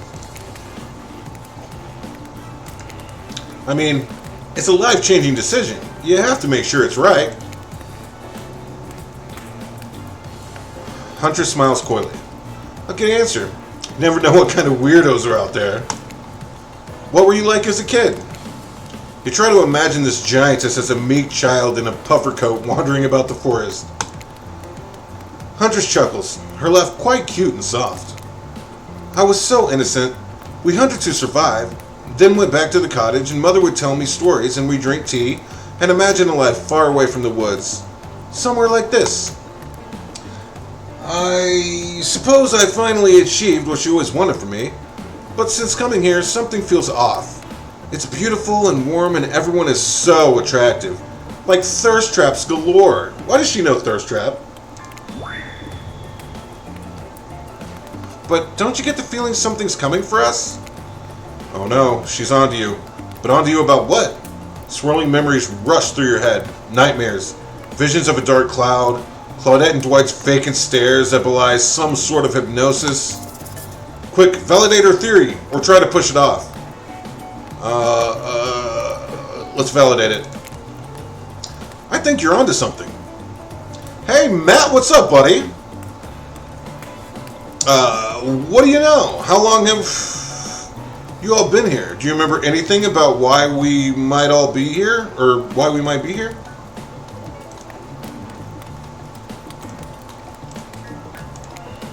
I've been having these dreams, seeing things. I think we're all serving some greater purpose here. Huntress reveals a strange object that she stole from near the stage where the trickster performs. It has some strange symbol on it. A bottle? Truthfully, it doesn't seem that strange to you. It's just a glass bottle. However, the label is interesting. She hands it over to you. But before she can explain her theory, Claudette and Dwight burst in on you and interrupt. We have a dramatic announcement, but it needs to happen back at the beach. Damn it. I'm great, Matt. How are you, dude? You arrive at the beach and realize you were set up. There's no big announcement after all. What we have here is a good old-fashioned rivalry. It's true, exactly like that voice that we cannot hear and certainly aren't referencing says. We were forced to interrupt your lovely date by another killer. They're here and ready to make you an offer of love you won't be able to deny. Trapper emerges from the water. Is he in slow motion? He's pure thirst. He's Paul Newman on horseback. He's Denzel on the cover of GQ. Manly manliness brought to life. Also, was he holding his breath under there this whole time waiting for his cue? That's commitment to a bit if I've ever seen it. Heard you spent the day at a quaint cottage. That's cute. How about a quaint mansion? Or better yet, how about one on each continent? Yeah, I'm including Antarctica. I'm really, really rich. I didn't know that about Trapper. I didn't know he was rich. Think of how cozy we can get in there in a snowy 10-bedroom chateau. One of those pools that's half indoor, half outdoor, but nice and warm throughout. That way you can kill a mama polar bear from the outside while watching her cubs cry over her body from the inside. Wow, Trapper's a real deal. And by real, I do mean really, and by deal, I do mean evil. 101 in Las Vegas? Should have been in Missouri, bud. I think we topped out at 77 today. Plus, you really want to hunt your food for the rest of your life? With me, you get it both ways. Savagery and someone to clean up after you. Sounds nice, huh? As if that life isn't for me, bro. I'm very impressed you can speak with implied quotation marks. Very cool. This guy's a total douche nozzle. Try hard much? He's like the turn of the century Pacific Northwest version of the Wall Street bro. Trust me, it tracks. Alright, I'll trust you. I don't know what the hell you're talking about, but I trust you. Patrick Bateman with a huge chip on his shoulder. You wouldn't go with him if he were brandishing a cleaver at you. Oh, shit, he is! Uh-oh.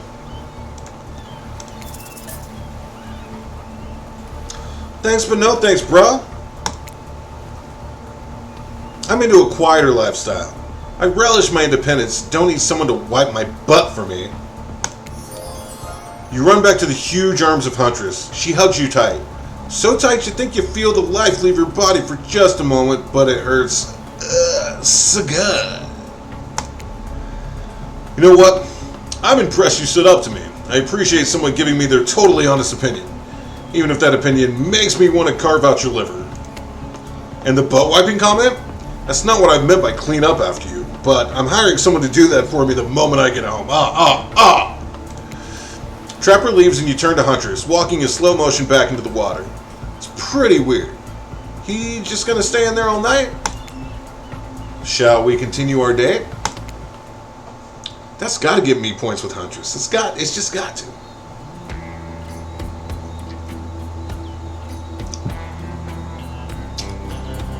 Huntress leads you back to her cabin. You thought you would remember the way, but it's like the forest has completely changed. Nothing is familiar. Better not get lost out here. Can you believe that guy? Classic Trapper pulling a move like that. I'm so glad you chose me, though. I don't think we've explored all there is between us yet. She winks a bunny-masked eye and scoops you up onto her back. Huntress runs through the woods with you piggyback riding her. The wind ruffles your hair. Animals clear a path for the mighty woodswoman as she races by like the lead from that famous teen vampire drama in that one scene where he calls her a spider monkey. Huntress doesn't call you that. I haven't seen it. Whee!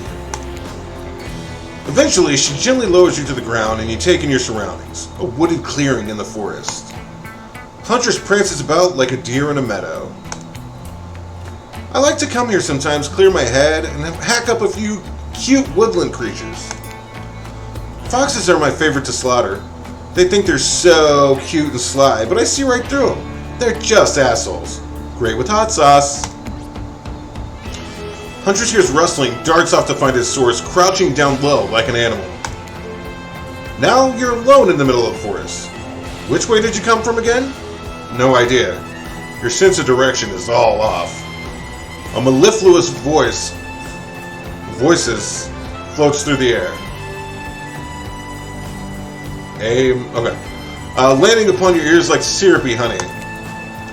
Come find me.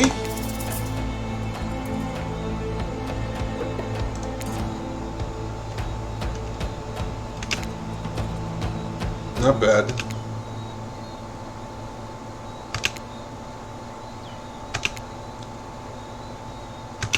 Dang it.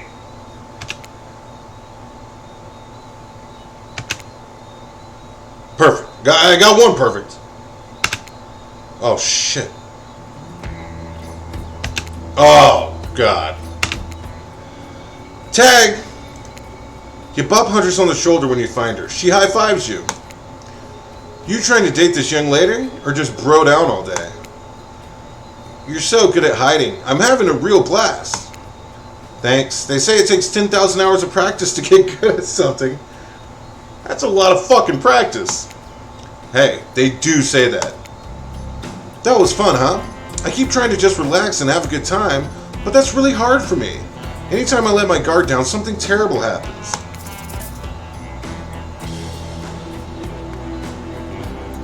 I'm just gonna say, like, what? It's only 2 days. It's a little presumptuous to say our pants down. Like what? Sometimes I find young girls in the woods, little perfect angels that need my protection. But if I turn my back for a moment, they wind up dying. That got dark, but you feel like Huntress wouldn't admit this to just anyone. Oh look, Claudette and Dwight are back. Oh good. Okay, we swear we're here for a good reason this time. Yeah, no one is manipulating us this time. It's just time for dinner. Come get some grub. This time. What a fun day you've been having. I can see it written all over your face. You're shining. And that's not just a remaining anxious sweat from spending an afternoon courting a psycho killer. No. You're really feeling this whole romantic experience. Don't worry, I'll keep your dirty little secrets. But enough gentle ribbing. It's time to get back to business. All the appetizing singles have arrived for dinner, including Trickster. Rate this here too. We're not going to do the gag where we cram them all on screen at the same time again, so just believe me, they're all here. And they're just as sexy and demented as you remember them. With your love on the line, everyone's being very careful not to offend you by saying the wrong thing. Congrats, by the way, on getting this far. I'm as surprised as you are that these four are falling for you. No, not because of your personality, but because you just met them yesterday. However, since Spirit seems like the biggest long shot to end up holding onto your heart, she throws caution to the wind and speaks up. It's a pretty small consolation prize for being the least loved killer on Murderer's Island, but hey, letting them have this one moment in the spotlight is the least we can do. Somebody messaged them, there's 2 ises. And heaven knows they won't do any better than that. Clearly I need to do a little bit more to be a part of this group, or I'll be alone forever. However, I don't eat, and I like being alone, so I take that all back. I don't care what the group has for dinner, as long as we start with shrimp cocktail. I saw a movie once where these ghosts turned shrimp cocktail into a haunted synchronized dance. I'm still working out how they did it. I don't think I've seen that movie. You mean... Oh, I did see that movie. You mean beetle fart. Stop them from saying it. Beetle shrimp? The most rare and delicious type of shrimp? Beetle shrimp? Is this some new species? Because I've hunted many beetle and many shrimp, and I've never heard of beetle shrimp. Of course you haven't. Like Spirit says, they've got hypnotic power. Anyone who sees them soon forgets. And something to do with dancing? I wasn't going to say anything dumb. No, I was going to say, achoo! Excuse you, fart. Now, you were saying, Trapper? You've done all you can. I appreciate it. I'm going to have to narrate us out of this somehow. Hold on. Are you afraid we might accidentally recite some spell and conjure a ghost? Because I hate to break it to you, but it's a bit late for that. And then giant osprey swooped down and dropped a severed head on the table, distracting everyone. Trapper! Hey, I've never seen this particular severed head before. What? This time I'm being honest. Sorry, not my finest work, but something had to be done. We gotta be careful about which cultural references we get mixed up with, is all. Dinner will be served shortly, but certain power brokers would like to know about your day. Would you like to share your day with the rest of the group? You've had an interesting day, that's for sure, but how will you describe it to the others? Say too much or too little, it could affect your standing with the group. Okay, but don't just sit there saying nothing. Nothing is not an option.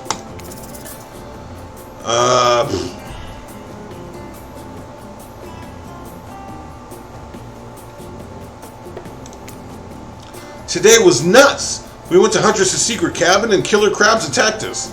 Oh, should I have said secret cabin? Oh boy. It's true. I'll fall asleep tonight to the delicious sound of crunching crustaceans. That would never have happened on my yacht. I grind them up. Much more satisfying way to kill crabs. At least those kind of crabs. That says least and not least. Somebody, could you match his behavior? Which way am I pointing? Over there. I have a little comb for the other kind. Ew. He means pubic crabs.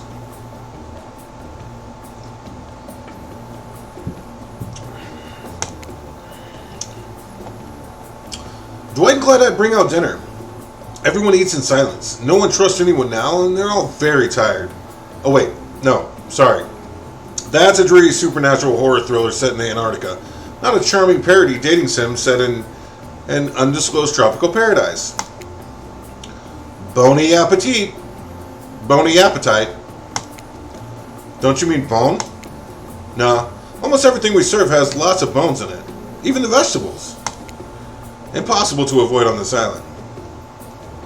They're freaked out expressions when she's just saying this weird shit. Everyone eats without speaking. Tensions are rising, both of the sexual and deadly variety. When everyone finishes, Dwight and Claudette come back to clean up the table. They linger around you as they pick up your plate, take your napkin, dust crumbs off the table. What would you like to say to the servants? I'll thank them. Your top-notch service is much appreciated. Everyone, if you would please be so kind as to follow us to the fire pit, we'd greatly appreciate it. We've been told something big is going to happen. Something that will change everything. You can go willingly, or you can go unwillingly. You have no choice. Tough cookies. Did you have a choice on how you said that, dweeb? Yes, and I immediately regret how I did. Good. Something needs to change around here. Fire is rebirth. Fire illuminates the soul. I hope the fire isn't too smoky. Smoke hurts my eyes. I have pretty sensitive eyes. I'm also horribly afraid of it. The fire, I mean, not my eyes. Because of childhood trauma involving fire. And finally, everyone starts moving towards the fire pit. If only to get away from Wraith's complaining. Who's playing this and dating Wraith? I gotta see all these different playthroughs and shit. Alright, you take a seat on a comfortable log, feeling the fire's heat against your skin, and wait for other killers to take their places, wondering who will want to tell a story this time. Will narrator tell a story? I bet they've got a stunningly creative mind. Hey, you think? Are they allowed to simply place thoughts in my mind like this? Doesn't seem fair. Everyone makes their way in, but something unexpected happens. Nothing. Nothing happens. Something almost always seems to be happening here, so nothing is probably not a great sign. Oh, cool. And now everyone's looking at you. Am I on commercial? Got an ad showing, hold on.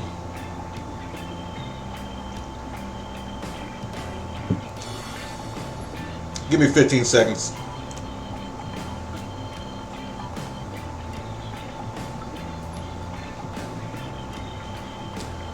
Five more seconds, I'm going to do something.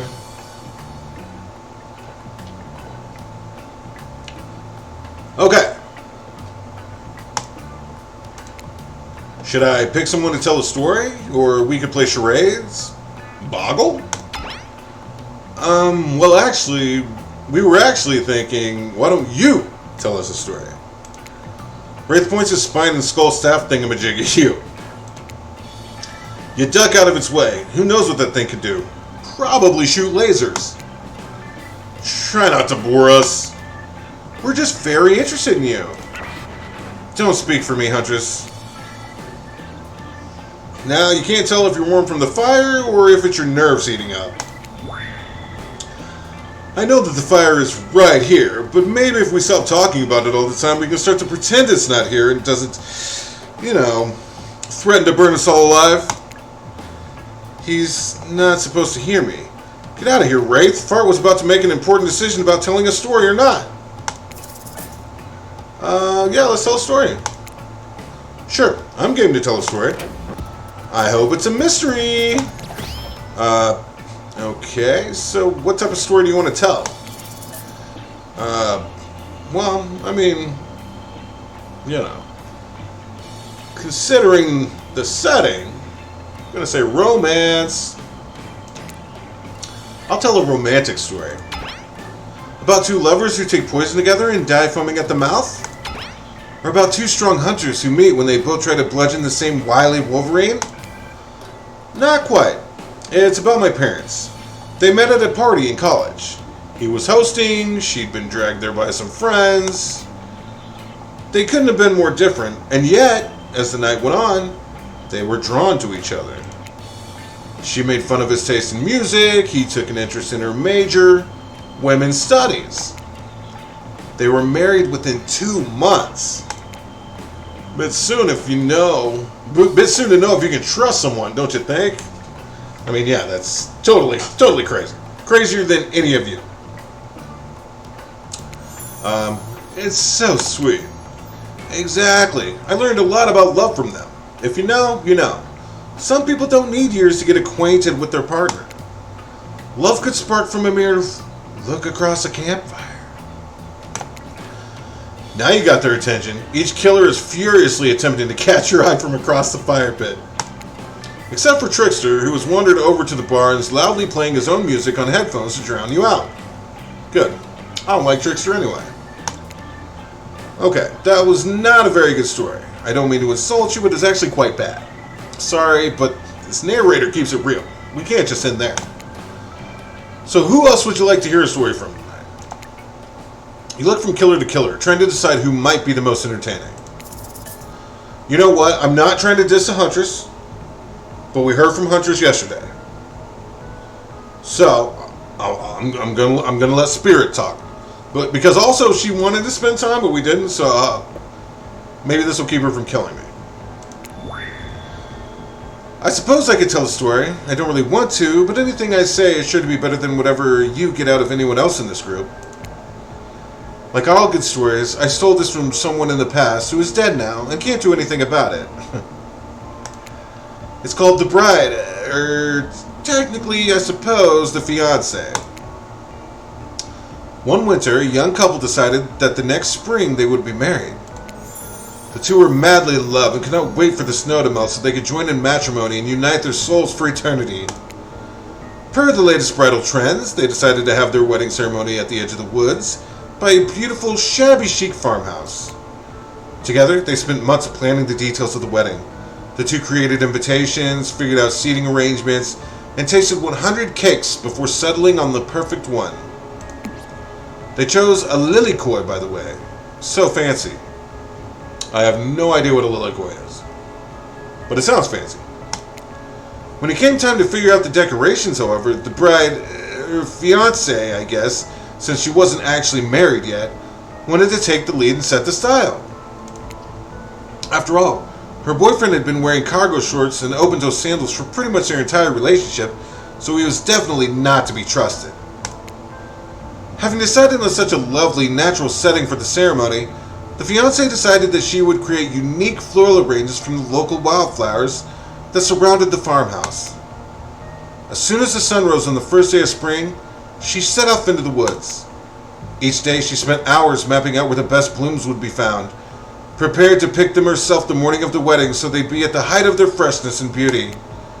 Enamored with the incredible variety of flowers in the woods she surveyed, the bride, the fiancé, since they had not yet been married, became obsessed with knowing just how many there were, so that she could choose the absolute best. When the fateful morning of her big day finally came, the fiancé told her husband-to-be that she had one final errand before the wedding. Excited for the ceremony to come, she dressed in her beautiful white gown and set off into the woods to gather flowers. Treading carefully, she followed her route, selecting only the best stems and collecting them in a basket. However, when she came upon a once familiar clearing, something was not as she expected. Somehow, it was more beautiful now than it had ever been before. And just on the edge of her view was a new bush filled with blossoms so vibrant and colorful, she became dizzy just looking at them. But the fiancé ignored her sudden spell and pressed ahead, scooping up flower after flower, and every time she did, she noticed just further ahead, and possibly, even more beautiful blossoms. Carried by the sweet fragrance of spring air, the fiancé, crept farther and farther into the woods until she turned a corner, stepped over a mossy fallen tree trunk, and realized she'd been here before.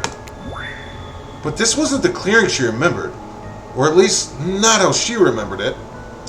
The flowers were suddenly overripe, decaying, falling from their stems into festering moldy piles on the floor. Where the bees had been, now only flies buzzed. Where the scene of flowers had once intoxicated her, the odor of mildew now made her sick. She turned and looked back, but the path was dark. Oh, Spirit's crying. Path was dark. Into a shadowy glen she walked, and walked, and walked. That day, as guests gathered at the farmhouse, the fiancé was nowhere to be seen. Her friends, family, and love began to look for her, but to no avail.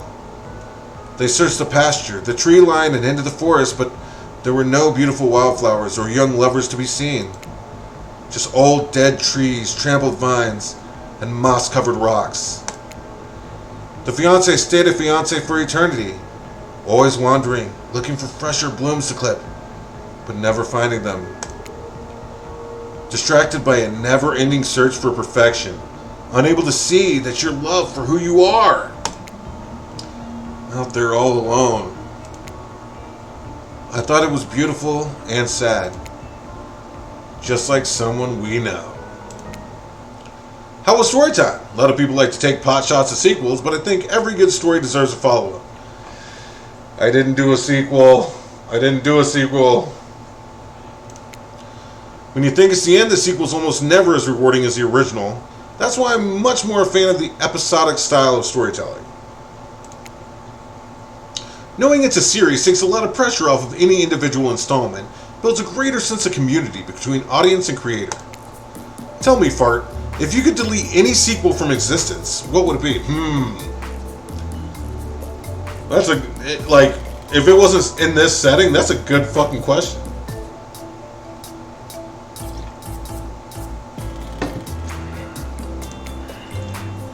Don't answer that, we don't actually care.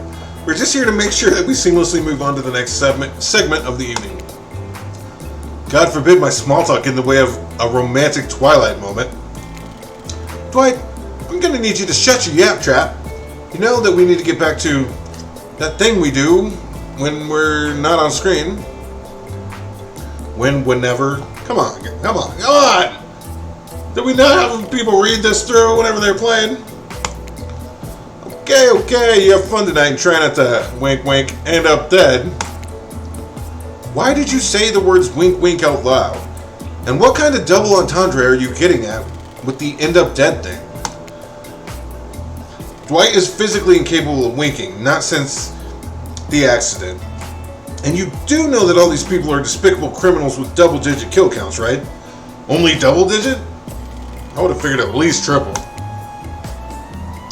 Well, except for Spirit, she doesn't really belong here. Or she really doesn't belong here. She's strictly a victim, not a perpetrator. No wonder she's pissed. I've been killed by Spirit many times. Did I hear somebody trash-talking Spirit? Deal me in! What do you say we take this talk to the hot tub so I can soak this bod while I roast that ghost with some killer hot takes? Please, enough talk of burns, things that are lit, or getting blazed. It's enough that these activities have to be set next to an eternal fire. Must I be surrounded by figurative flames as well? What if we turned and ran as far away from this place as we could? Just you and me. On those spindly legs? You'd probably tire before you got too far. If we're running away to someplace more secluded, Fart is after, they should obviously join me. Have you seen these legs? Pure power. Not that my walk speed really reflects my giant stature, but that's because I choose to move slowly for stealthy reasons. It's my own choice and it's completely logical. Why is everyone so obsessed with comparing themselves to each other and creating drama? I'm so over all that. Don't you get it? Society wants to trick you into fighting with each other so that corporations can swoop in and sell you fake solutions to all your fabricated problems. I'll be sitting in the shade and drinking something locally sourced while thumbing through a public domain novella printed on recycled paper because I refuse to play their game anymore. It's like she's actively trying to be as unappealing as possible. Does it really turn anyone else on, or just me? Despite Trapper's insatiable appetite, it seems his attention, along with the attention of everyone else, is still on you. For the moment. If you could, I don't know, just pick one of us, maybe we could all move on with our lives, or, you know, some special projects we might have going. You heard him. Who will it be? Who will you head off with for an evening activity? I'm just saying, you may not get a ton of chances to date around like this before your time on Murderer's Island comes to a close. I know. And no, I'm not satisfied with that name either, but with this streaming reality TV dating show boom happening, it's pretty much all that was to say, Murderer Island. Okay, yeah, I get it. Which killer will you pick? And yes, we're back to excluding Trickster because, that guy.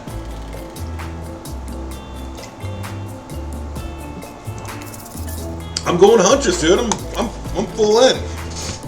I did like Spirit's story, though. It was creepy and sad. Huntress? You know, I had a feeling you'd pick me. You've got good taste. And I don't just say that because I'm considering eating you. Huntress licks her lips as she eyes you up and down.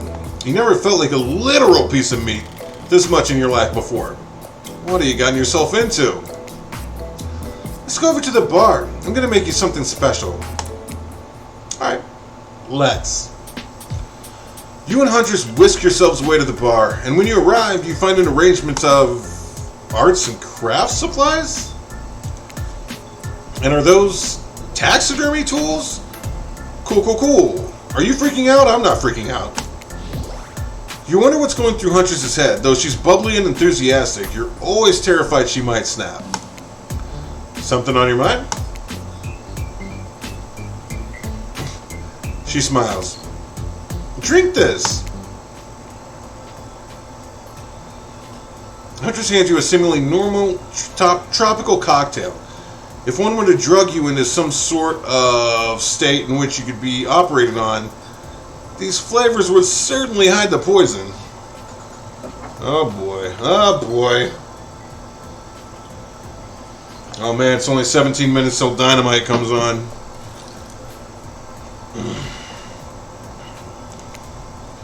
You look around and consider what else there is to live for besides becoming Huntress's little toy, and your conclusion is...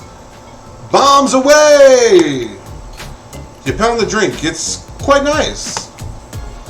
I've been thinking about making you a present. A mask. Would you be into that?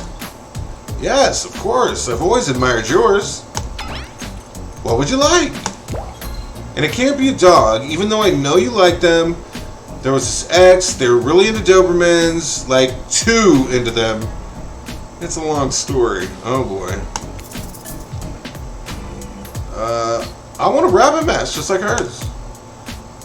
One just like yours, please. Well, that's not very creative, is it? Come on. Huntress is annoyed, but then her face lights up. Or wait, is this brilliant? We can use this as a tactical advantage. Like, there's two of us. We can attack from both sides. Yes, that's exactly what I was thinking. Well, I know what I'm going to be working on tonight, all alone, in my skimpy pajamas. I mean, I can see your underwear right here. Like, Does it get much more skimpy? Huntress winks at you. This deserves a celebration. Or should I just... I feel like she'll kill me if I say that. This deserves a celebration. You thump your fist on the table like you're in some old-timey movie about horny Vikings or surly Russian ice farmers. More drinks! Drinks for all my friends! Whoa, okay, slow it down. Even I don't have that kind of energy after today. Let's do something a bit more relaxing. Huntress, you've got lots of hobbies. Why don't you share something with us that you're passionate about? Something less deadly than throwing axes or chasing survivors, maybe? Just a thought. Making more masks? Or wait, making matching gloves? No, you little joker. I'm thinking of a different type of making. Making our victims die fast, medium, or slow deaths, depending on the mood we're in. Something from Victoria's Secret.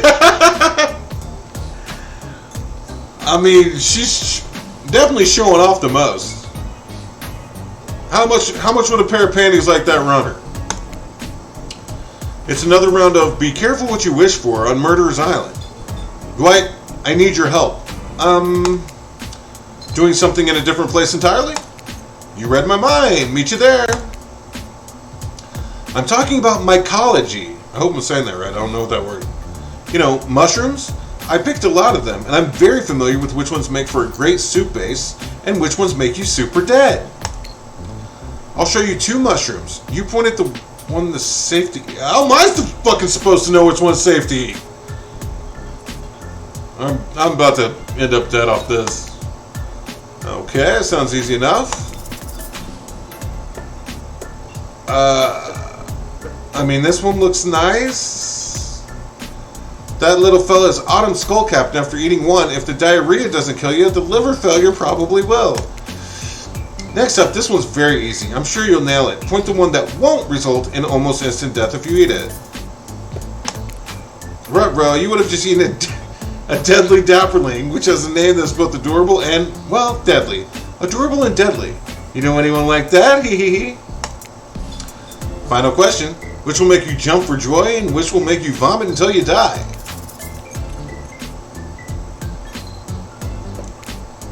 Correct. That's a green cracking russula. Sure, it might look moldy, but I guess you shouldn't judge a mushroom by its gross green cap. Not everything's exactly as it appears at first glance. That was fun, right? I like flexing a little more than just my biceps for you. Hey, you can flex plenty for me.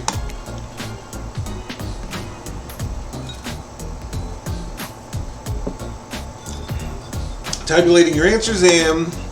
Not great, not all wrong, but it only takes one poisonous mushroom to put you down for good. Guess you'll just need to keep me around so you don't shove anything deadly in your mouth.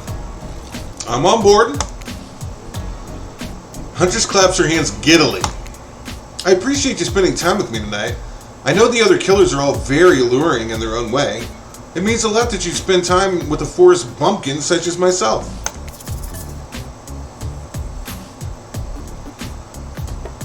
You're no bumpkin. You're a strong, independent woman. Don't demean yourself! And you don't need no man! Huntress leaps on you. Whoa! What the fuck? I'll demean myself if I want to, okay. I was just being nice, lady. She's angry, but also turned on? This is pretty hot. We're here. Claudette and Dwight are gathering everyone together on the beach. Typical. Exactly what the voice said. I'm telling you, and I'm being honest, that you're the only one who can hear me. Doesn't seem that way. The gang's all together again on the volleyball court. Seems like only yesterday you were sitting on the sidelines watching everyone get sweaty. That's because it was? Boy, feels like I've been here a lot longer than that, actually. It's so late that the sun's already beginning to rise. Better get this over with quickly so that you can get some beauty. Wait, are we narrator? I do not recommend the eternal damnation of perpetual narratordom. Good thing you've really used your time well since then. Really getting to know the gang. The brain, the mogul, the basket case, the psychotic bunny girl. You know, the 4 types of people. Anyway, everyone's gathered on the volleyball court for a new type of game. Pitch your dream date and see who Fart chooses. Who's ready for round robin? How round are we talking? No, not to eat, Huntress. Each killer gets 2 minutes to tell you all about the dream date they have planned for you tomorrow. In no particular order, which is a weird thing to mention, right? Almost like the order does matter. I don't like that. Spirit, why don't you go first? Get this over with, and then you can go back to reading your book. Does the order matter? What the hell am I doing here? Stop talking. Hit us, Spirit. Figuratively. Damn it, Dwight, you gotta watch your words with these people. Tomorrow, you'll spit in the face of God, die, and be reborn anew. That's it? If you're not intrigued by that, I don't want you. Go draw crayon art with Trapper or dig up whatever mysteries with Wraith. I don't know what these guys do all day. Do you want to at least specify which god you'll be spitting in the face of? All of them. Okay then, so hydrate tonight if you intend to hang out with Spirit. Sorry, anyway, Wraith? Well, I don't know. I'd really prefer to just tell Fart privately. I don't really know how that's going to work with these game mechanics. What if you just whispered it to Fart? Wraith considers this for a long moment. Too long. That's fine. Without moving, Wraith lowers his voice to a barely audible whisper. Tomorrow we have to find my bell. And then I can finally tell you about what I've been working on. It's going to be really special. The kind of thing where we will really bond. And maybe finally get off this island, huh? And maybe then we can go on a real date.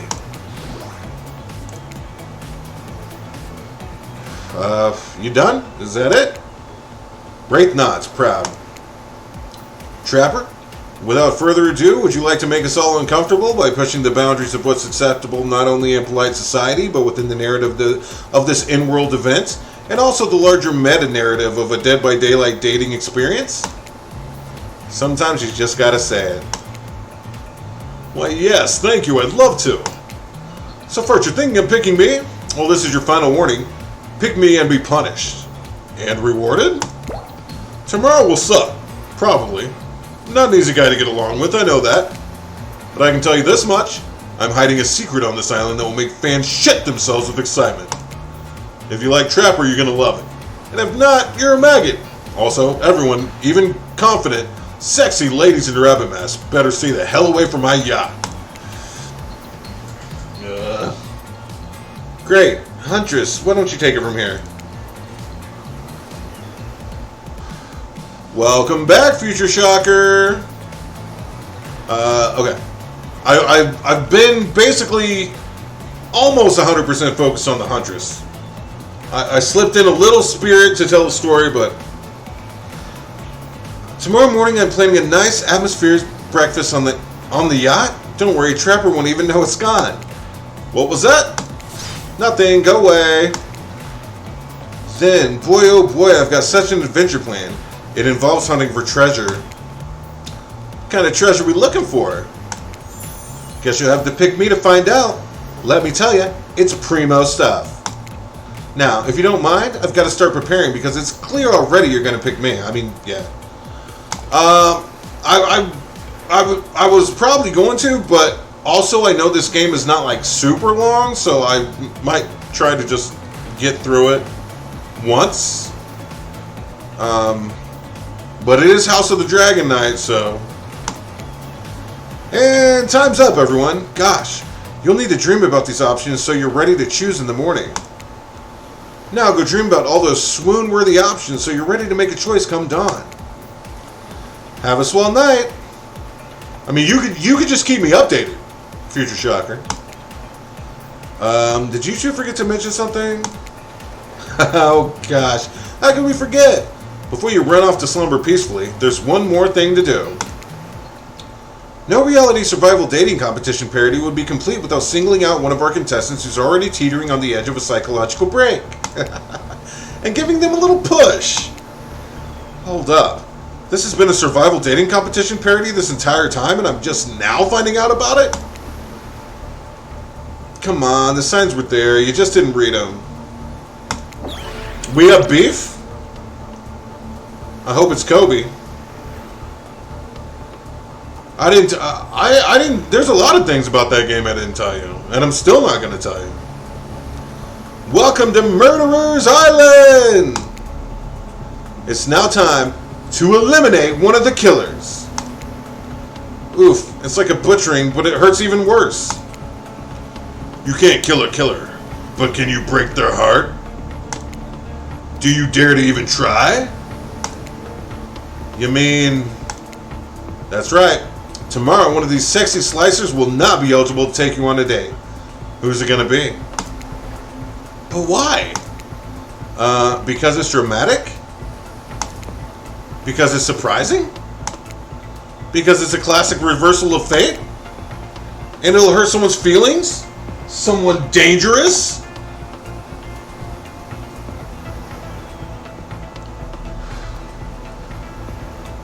But hey, Future Shocker, you know, tuberculosis, that's not a death sentence, right? In 19 or 18, wherever, whatever. What's it gonna be, champ? What's your thought process here? Trapper seems like he might throttle you in your sleep if you eliminate him. That being said, at least you see him coming. Spirit could be anywhere. She floats. And I hear she can disappear. Hard to track. Eek, if you get rid of Wraith, he might cry. And although I totally support normalizing men crying and being vulnerable, it just seems like he might be an ugly crier. Huntress? She might pretend to be okay with it, but then you'll start seeing her behind every tree. What I'm trying to say is, I don't envy you, boss. So which sociopath are you eliminating? I think I'm getting rid of Trapper. I mean, at least Wraith is a little charming. Spirit told a really good story, and I've been focused on Huntress the whole time, so...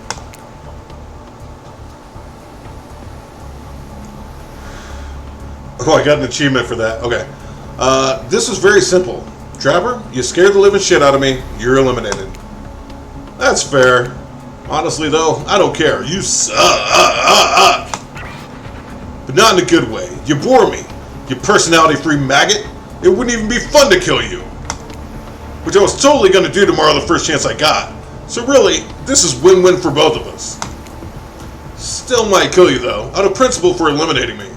Sleep with both eyes open, and have fun on your day tomorrow. Now that you've broken the heart of someone heartless, you should go get some shut-eye. And don't worry too much about the broken heart you've left behind. Because of course they'll be receiving a consolation prize. They might not get to go home with fart when this is all over, but they'll never sleep alone again. That's right, we're sending our eliminated player home with... a Trapper body pillow, or a Trickster.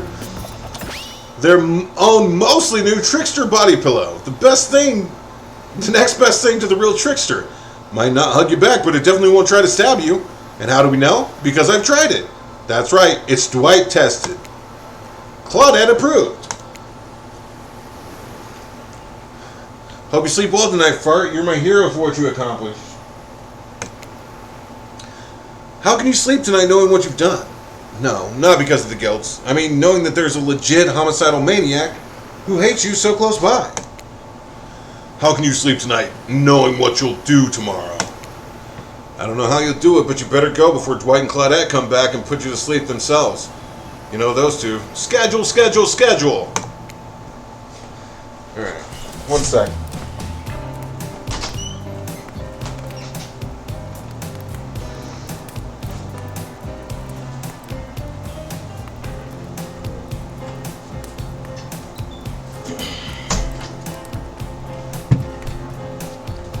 Wow, what a crazy way to end the day.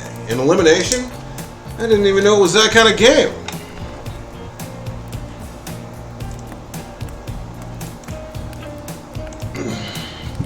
Let's check in with everyone, especially with our loser. Everyone deserves a send-off. Can't help it if I have thick. arms and legs that go until they stop. I knew we had a connection from the moment I saw you through my mask. You can never be sure what's going on in a newcomer's mind, but I like my odds for tomorrow. It's so fun hunting for love and not for food or vengeance for a change. I really don't know what's happening here. I honestly haven't been paying attention. Oh, fart? Sorry, I forgot. I'm focusing on other things. More important things. One way or another, I won't be here much longer. Getting creeped out.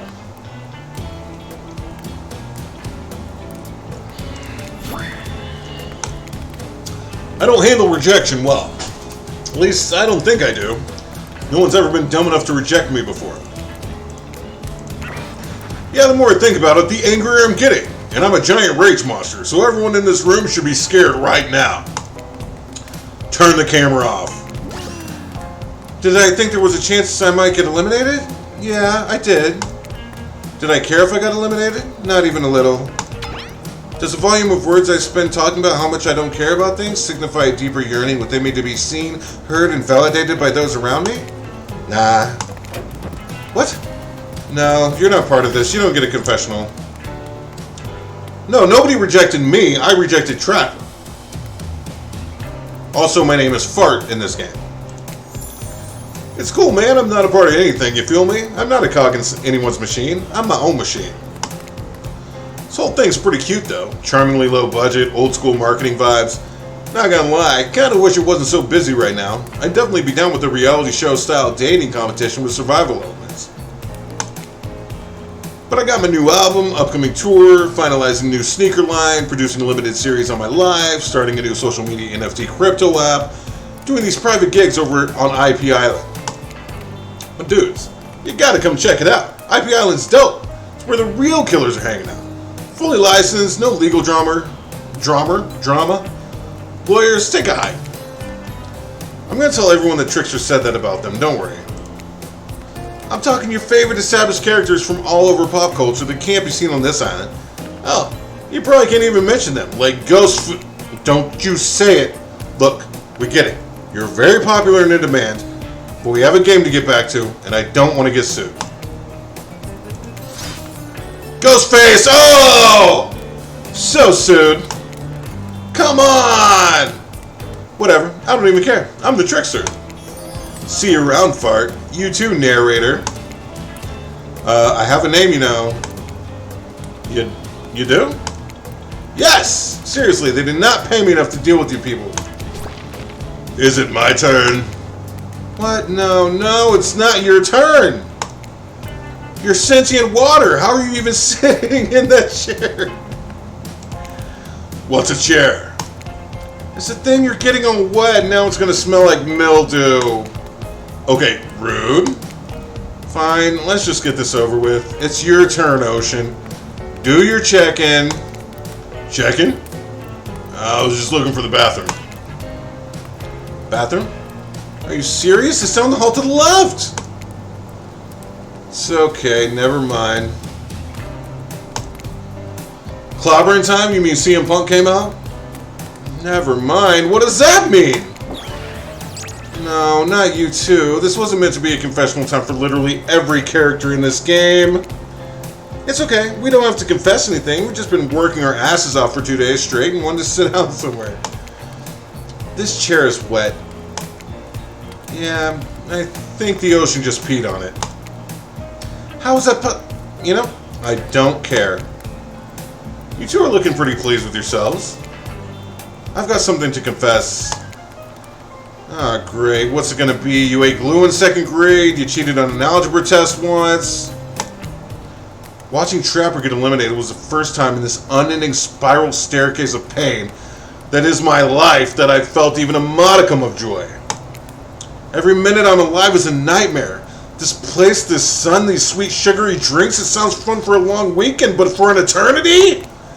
The unrelenting rhythm of crashing waves and wailing seagulls, it's like a crescendoing song of evil that makes me question the very foundation of the universe. Why am I here? Why are any of us here? What kind of sentient being would do this? Please erase me from this existence. Make it so I was never born. Pull the plug on this experiment and let my soul be free. And please, please get me out of this polo shirt. Okay, let's get you to bed, buddy. I don't want to go to bed. Going to bed means eventually I'll have to wake up. Yikes, huh? That was a weird way to end. Well, what are you going to do? You let the camera roll long enough, someone's bound to say something crazy. Anyways. Got an achievement. Seems like everyone's had their shot to annoy me tonight, so hit the hay, get some rest. Tomorrow's going to be a doozy. Soft sunlight warms your skin, nudging you awake. Also, you're using a killer crab as a pillow, which it's sort of okay with. You pull on your beach attire, splash water on your face. Dwight and Claudette approach. Does that look on their faces excitement? Terror?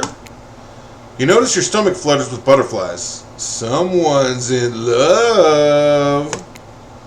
Or you've been infected with zombie butterflies in your sleep. It has happened here before, but it's probably the love thing. It's time! Claudette gestures over to the beach where the killers all stand flanked by tiki torches. It's a scene very reminiscent of a TV show you used to hate watch with your ex. Suddenly the message is clear. You're going to declare your affections for a killer in front of several other killers. Hey, isn't Trickster supposed to be here? We paid him good money to make some half-assed cameos in this show. I'm going to chew his agent out. But, before they walk over for your big moment, a little birdie told us someone in particular has an extra strong crush on you. And another little birdie reminded us that you've been kind of a dick since you got here, and we reserve the right to withhold that information, even if it leads to you making a terrible decision that gets you murdered. I don't like that. So, are you ready? Of course not. But too bad, we're on a schedule. Who has an extra crush on me? I mean, Spirit says something about wanting to hang out with me, but me and Huntress, we got the connection going.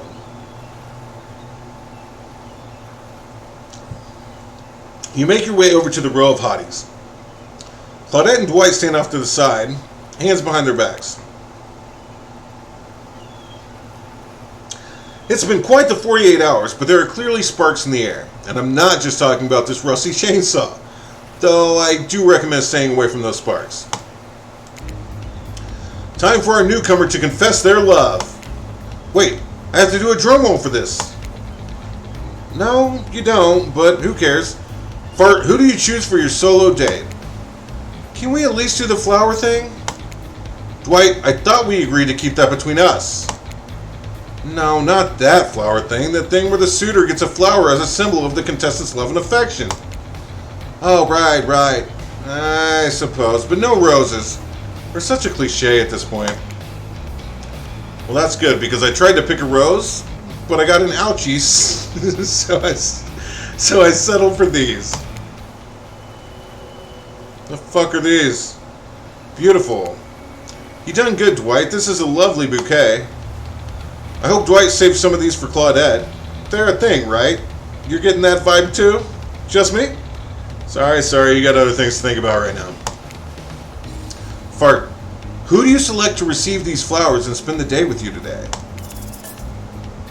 I'm going Huntress, dude. I've been working on Huntress this whole game. You turn to Huntress. She's never looked more appealing. Her caftan dress ruffles behind her in the light morning breeze. A seagull lands on her shoulder like she's a beachy cartoon princess. I knew this was coming. She snaps the seagull's neck and stuffs it somewhere under her flowy dress, probably to save her for lunch. She can't help but hunt. Huntress, I choose you. Let's spend a day together and see if we think a future is possible for our love. Me? Really?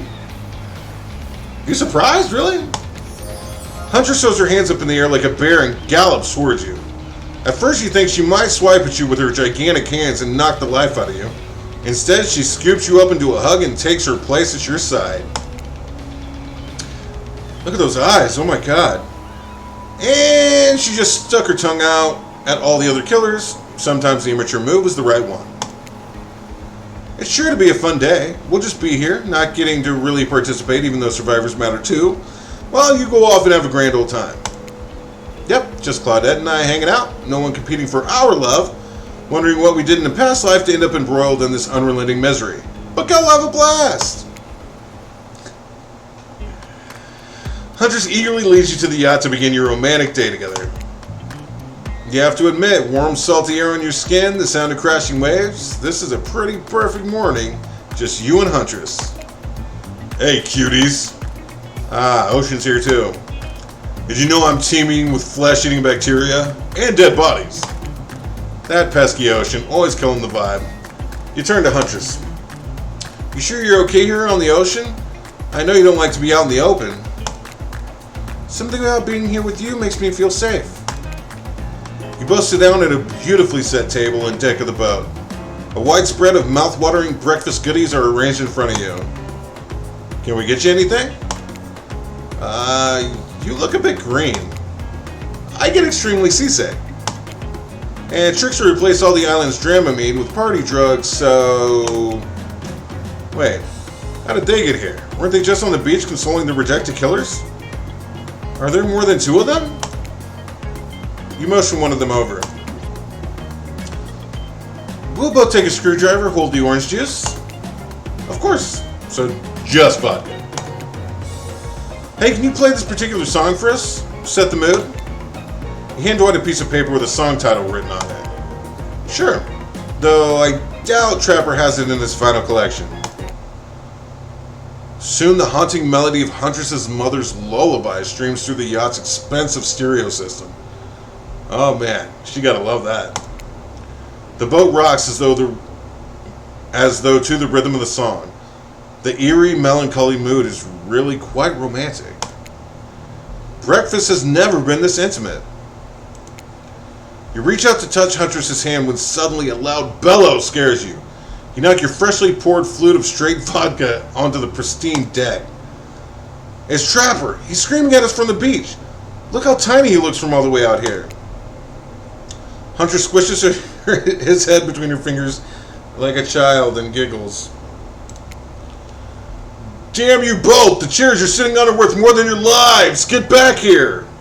I'm so surprised, don't get me wrong, I don't, read through the stories on Dead by Daylight or anything, but I didn't know Trapper was, a rich guy.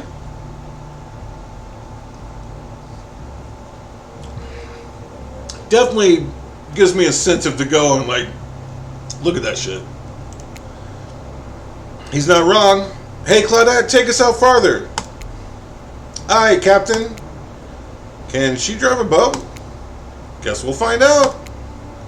Alone again, nothing but the caw of a seagull and the ominous shadow of a creature lurking beneath the waves. I have something for you. For me? Huntress reveals a package wrapped in a bloodied apron. You clap your hands like a kid on their birthday, her playful attitude's rubbing off on you. I made that mask you asked for. Oh, I almost forgot. But I bet you didn't. But I bet you didn't.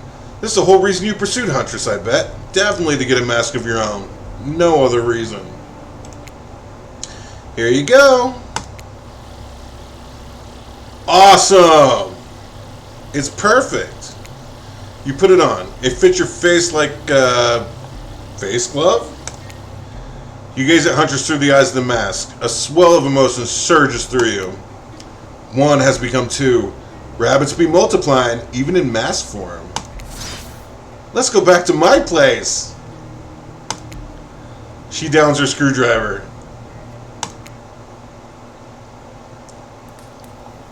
The tension is palpable as you enter the cabin. You could cut it with a hatchet. Give me a break. It's day 3 of Killer Jokes. The narrator only has so much mojo. Huntress sits you down at the cluttered table in the kitchen. You notice the bloodstains that have crept into every nook and cranny of the wooden planks. What poor creature died on this table? Did they suffer? I'm guessing they suffered. What do you care if they suffered? Get back in the ocean, Ocean. Stop backseat omniscient narrating. Stay here. Don't move a muscle or I'll hear it. I can hear any mammal's tendons creak as they stretch. It's a gift and a curse. I'll be right back. Alone in the cabin. What to do? What to do? Why would I freak out? This is where I want to be.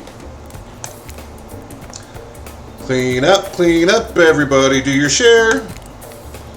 You half expect a flock of adorable birds and cute little mice to come sprinting in and help you, but they don't, because this isn't some fantasy. This is gritty. This is real. Plus, I'm pretty sure she kills all the adorable birds and cute little mice. So, you put her around the room by yourself, organizing Huntress's various trinket collections. Old bottles over here, discarded vintage doll parts over there, various keys that don't open anything in particular.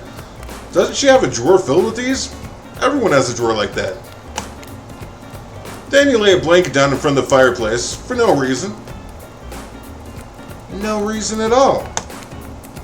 You're certainly not imagining all the naughty things that could go down on such a blanket. What's that in her strong yet delicate hand?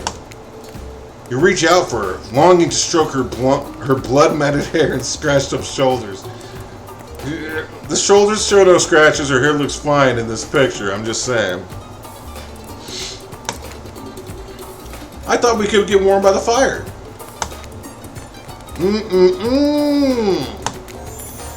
She wags a finger at you, a bunnylicious smirk on her face. Not so fast. Remember what we talked about? How there's more going on here? You nod like a little idiot. Well, I know there's something up. The other night while you were sleeping like a cute little baby, I snuck into each of the other killers' lairs and saw them with shiny objects they've been stealing from me. I think they're connected somehow. Maybe it has to do with the symbol. I tried to go back last night, but something blocked me from picking any of the objects up. Someone or something knows that I'm onto them. I think if you try, it might work. What do you say? Oh, this is how I'm gonna die. This is how I'm gonna die. Will you help? Yeah, sure. Let's get me killed. Hell yes, I will! A globe-trotting treasure hunt on the level of Nicolas Cage masterpiece? You can definitely count me in. I never watched those. National Treasure. Let's go. I'll be your guardian angel. You never know when those other killers might pop up. You grab Huntress by the hand and practically trip over your own feet on your way out the door. It feels good to have a quest. Thrilling. But part of you is just wondering how quickly you can get through this and impress Huntress. Soon she'll take you into her yoked arms and you'll swoon. Your childhood crush on Popeye is making more and more sense. Whatever. Where do you want to start? There are 4 killers who have stolen from Huntress. You're not going to let them get away with it. Which one will you investigate? Shit. Let's just go in order. There are 2 ways to get to Trapper's Cave. Due to the whole, trap-based character theme he's got going on, you can rest assured that either one or both of these pathways is filled with traps.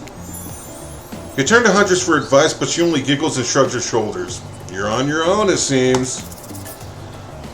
Guess you're gonna have to wing it. Which will you choose? I feel like she knows about the forest more. Ah, yes, the forest. Underground, come on. Putting yourself in the ground voluntarily? That's just asking to be buried. Dead, alive, doesn't matter. The surface is where you belong. The light cascading through the leaves of the trees, it casts a hazy glow as you wander into the brush, leaving the cabin behind. But no matter, this is Huntress's domain. You think that'll keep you safe, eh? Well, you thought wrong. As soon as you take a step off the beaten path, it lands in one of Trapper's bear traps. He swore he'd get you. You can hear his maniacal laugh as you bleed out. Ah, you stepped in one of my bear traps that I swore I'd get you with. Did he swear that to me? I just said that. I've seen a lot of trapped animals, and I can confirm he got you. Well, crap. It's fatal. Darn it, Trapper, not again. Really? Just because I went through the forest? Alright. Give me 1 second, we'll try again. I don't know how many tries again I can do, but this is my first death. But that's fine. Alright. I'll be right back.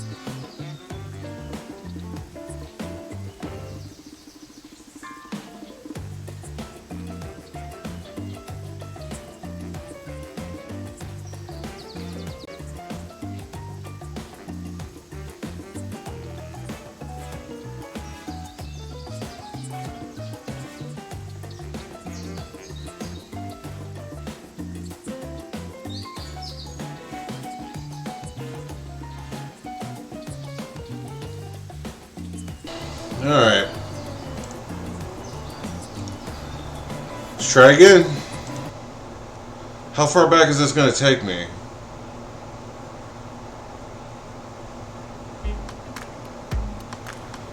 Oh, man.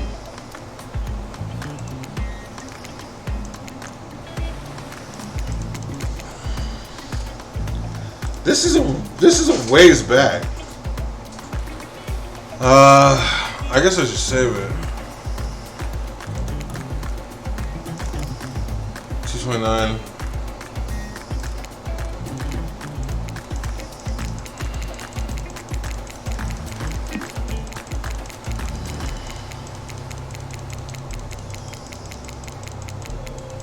I mean, why you take me back this far, really? Cool, bunny mask.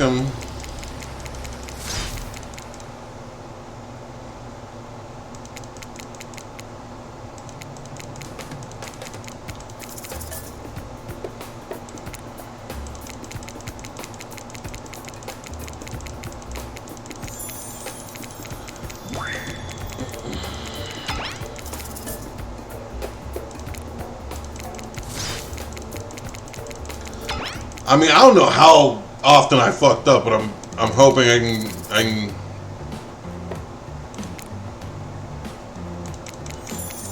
I want to go underground here. Alright. Underground, huh? Sounds secretive. No one can stop you if they can't see you. That said, no one can rescue you if they can't hear you scream. And nobody will need to waste time burying you if you're already underground when you die. But you're not gonna die, are you?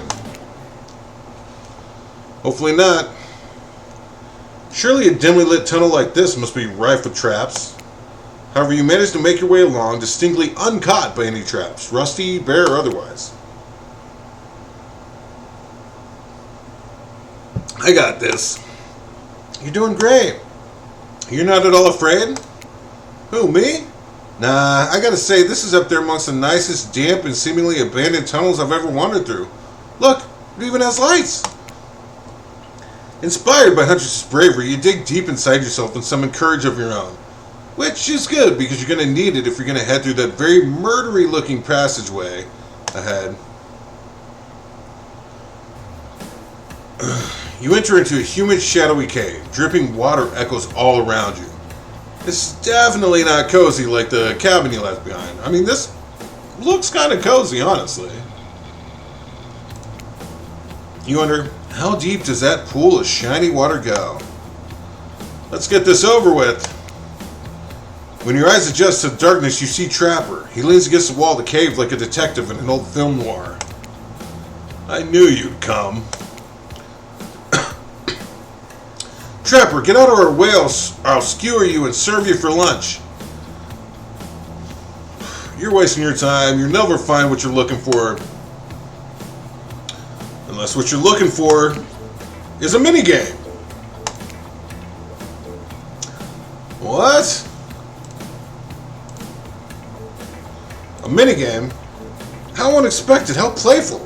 How about you play it right now? Find Huntress' lost shiny thing. Peel them eyes, you're on the hunt now.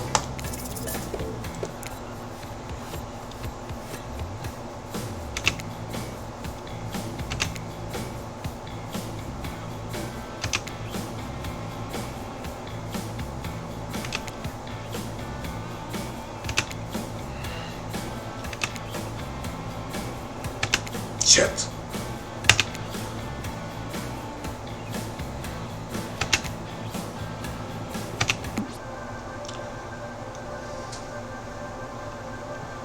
You did it! You found my last shiny object. I'm so grateful I could kiss you right now, but I won't because I'm pretty sure Trapper didn't actually leave and he's still over there in that shadow watching us.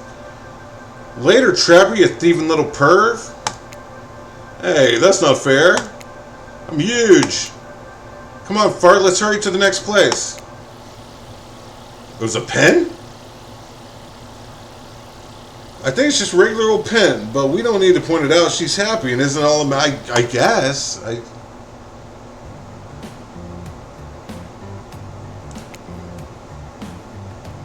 Alright, let me save.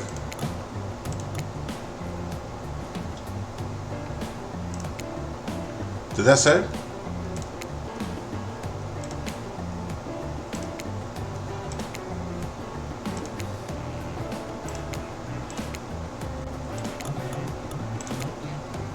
Alright, whatever.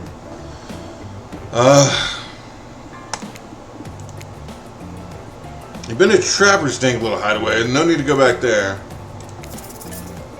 Alright, let's just go in order here. Let's see how many... I'm probably going to pick the wrong fucking thing every time.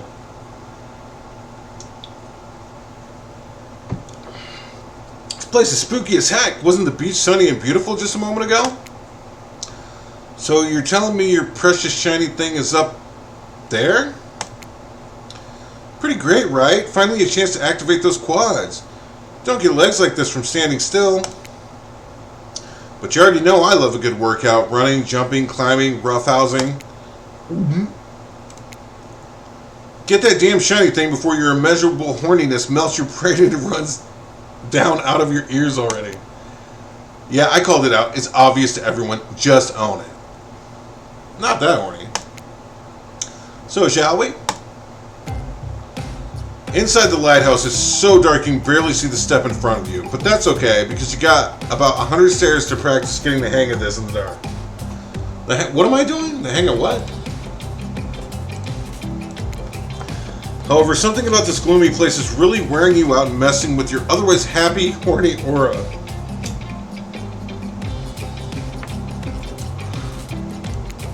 You can practically feel your mood going down, down, down as you climb up, up, up, higher into the lighthouse before you finally arrive at the top. Spirits, you're looking pretty pleased with yourself. Yeah, I'm getting the hang of this whole being dead thing. Did you totally get sadder the closer you got to the top of the tower? That was me, baby! I've got to share the wealth, and by wealth I mean unending despair. You're probably here for your precious shiny things that I've stolen. Good luck finding it. I'll be over here reading if you need me.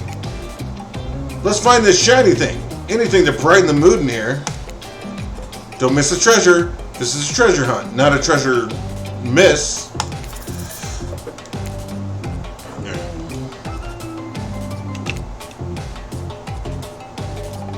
Oh, come on.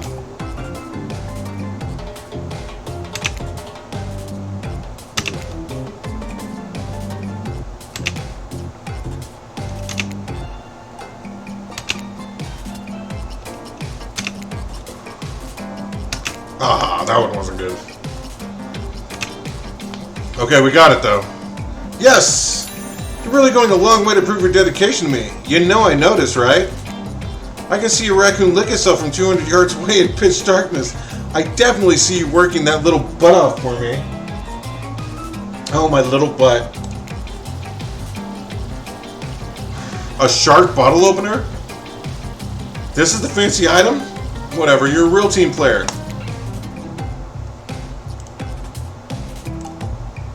Hey. No. Stop. Spirit doesn't even look up from her book. I think it'll be fine if you just peace out.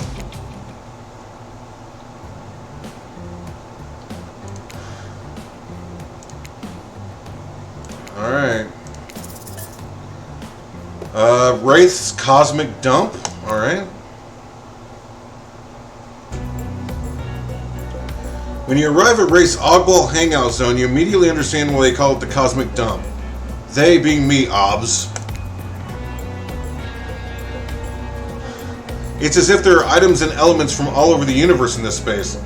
Also, it's a damn mess. But it's undoubtedly a special place. The very air you breathe makes you feel that you're part of something much, much larger. I'm gonna go hunt us some lunch while you find the object. You'll know when you see it because it's extremely shiny. How long have you been standing there? Are we ever really there? I don't have time for your existential crisis today, Wraith. Huntress and I are totally going to get it on soon. I think. I hope. Look, I need to find a special object you have hidden here. You stole it from Huntress and she knows it.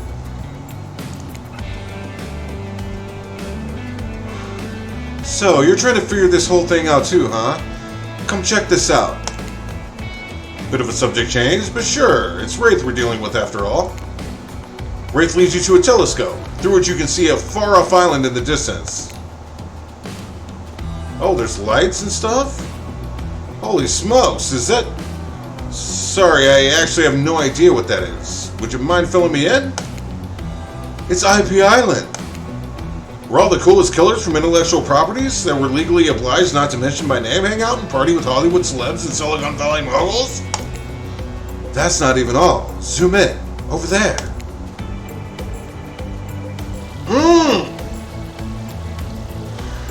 Is that Ghostface? I said not to name them! Ah, jeez, now I'm gonna have to clear the rights. You have no idea how much my lawyer charges by the hour. I'm sorry, he just kind of popped up and he's got little hearts in his eyes. I'm telling you, something crazy's going on here. I'll have you know I wasn't trying to steal anything from Huntress. I was just looking for answers, but also occasionally losing said answers. Yep, that's right, the thing you're looking for I can't actually find, so... good luck, I guess? Oh good, a minigame. Haven't seen one of these before in the past 10 seconds.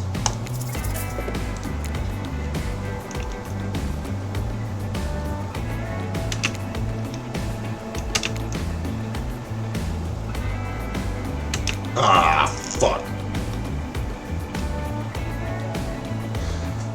Keep fucking up an easy one.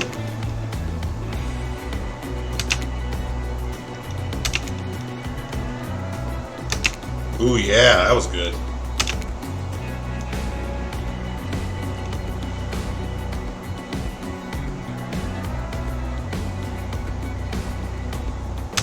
Shit.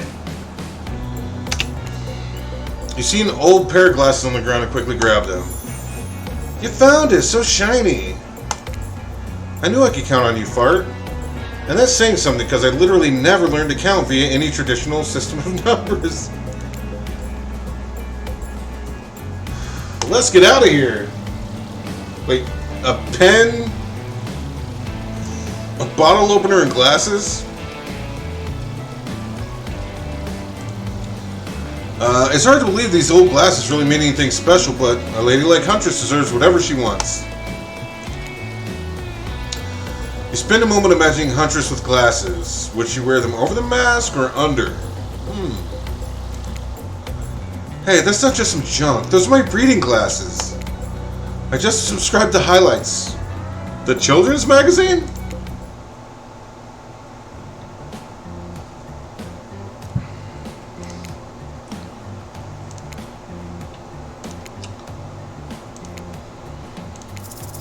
Alright, Trickster Stage. This is the last one. I hope.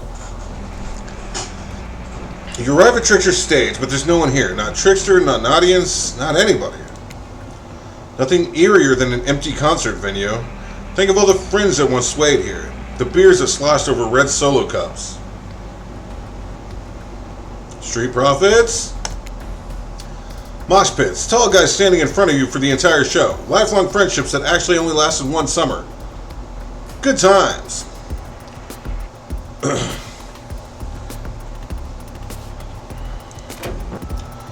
My concerts are always an experience.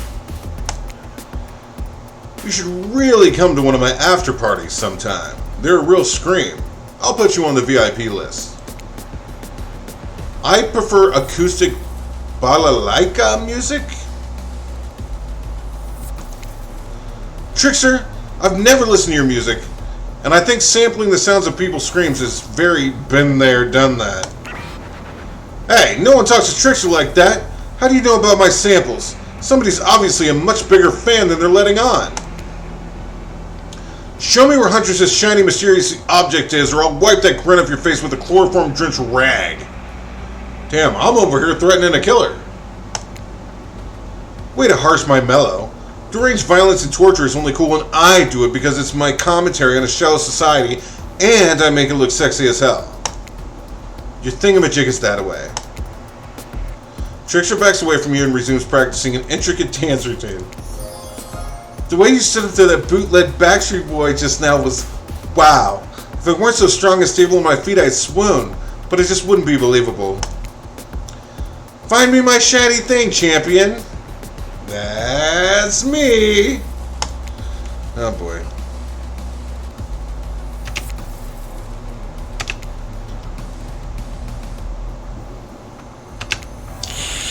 Damn it. Alright, that was perfect.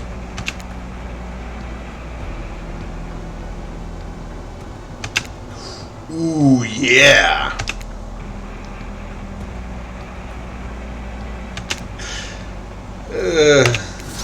Okay, I did it. Your ability to find the unfindable is quite uncanny. A natural hunter, I must say. You think I might be able to find your heart?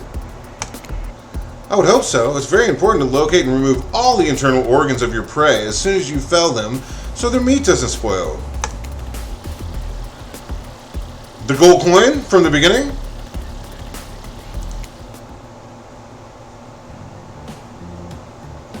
Phew! That was fun and scary. Good to see the other killers are taking their heartbreak in stride, more or less. Alright, let me save here.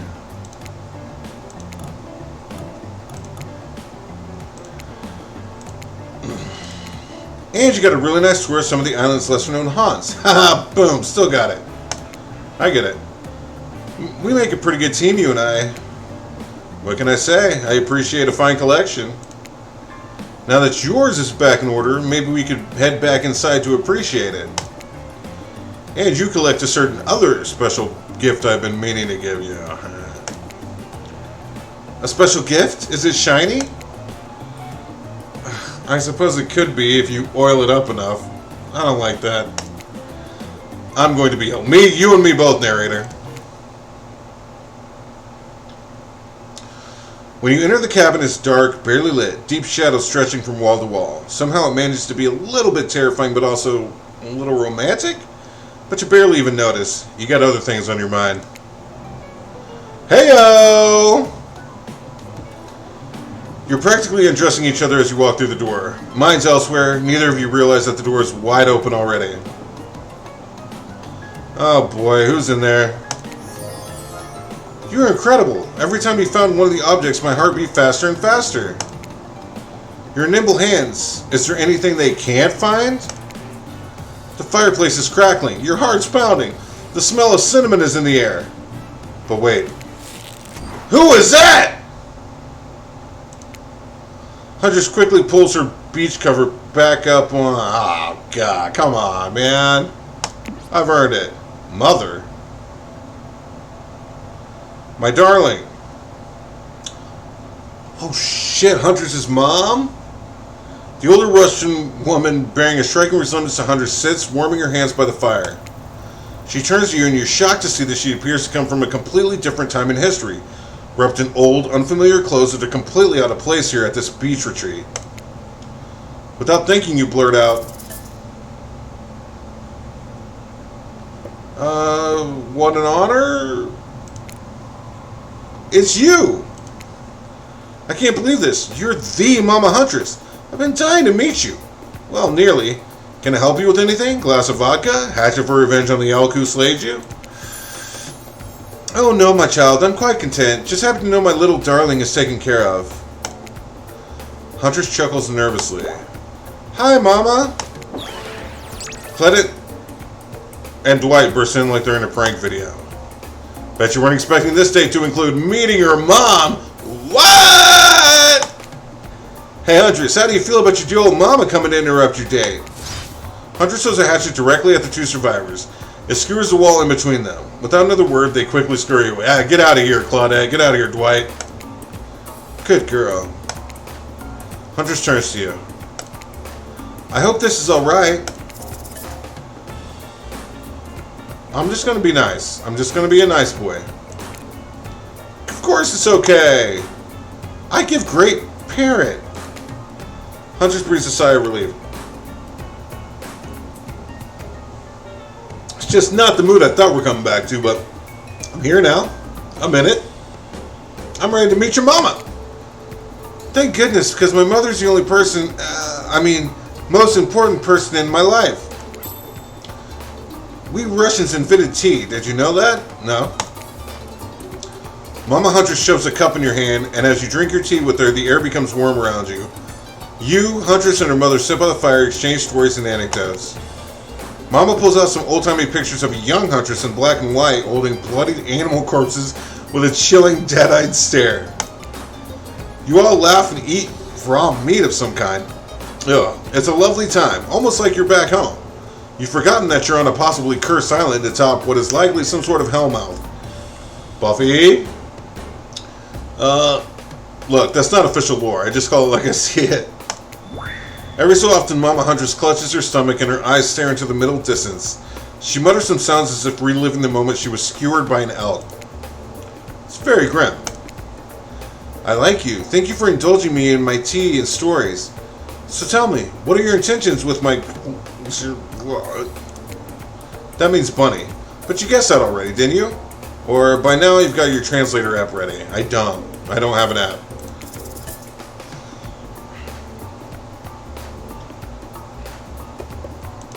Sort of family.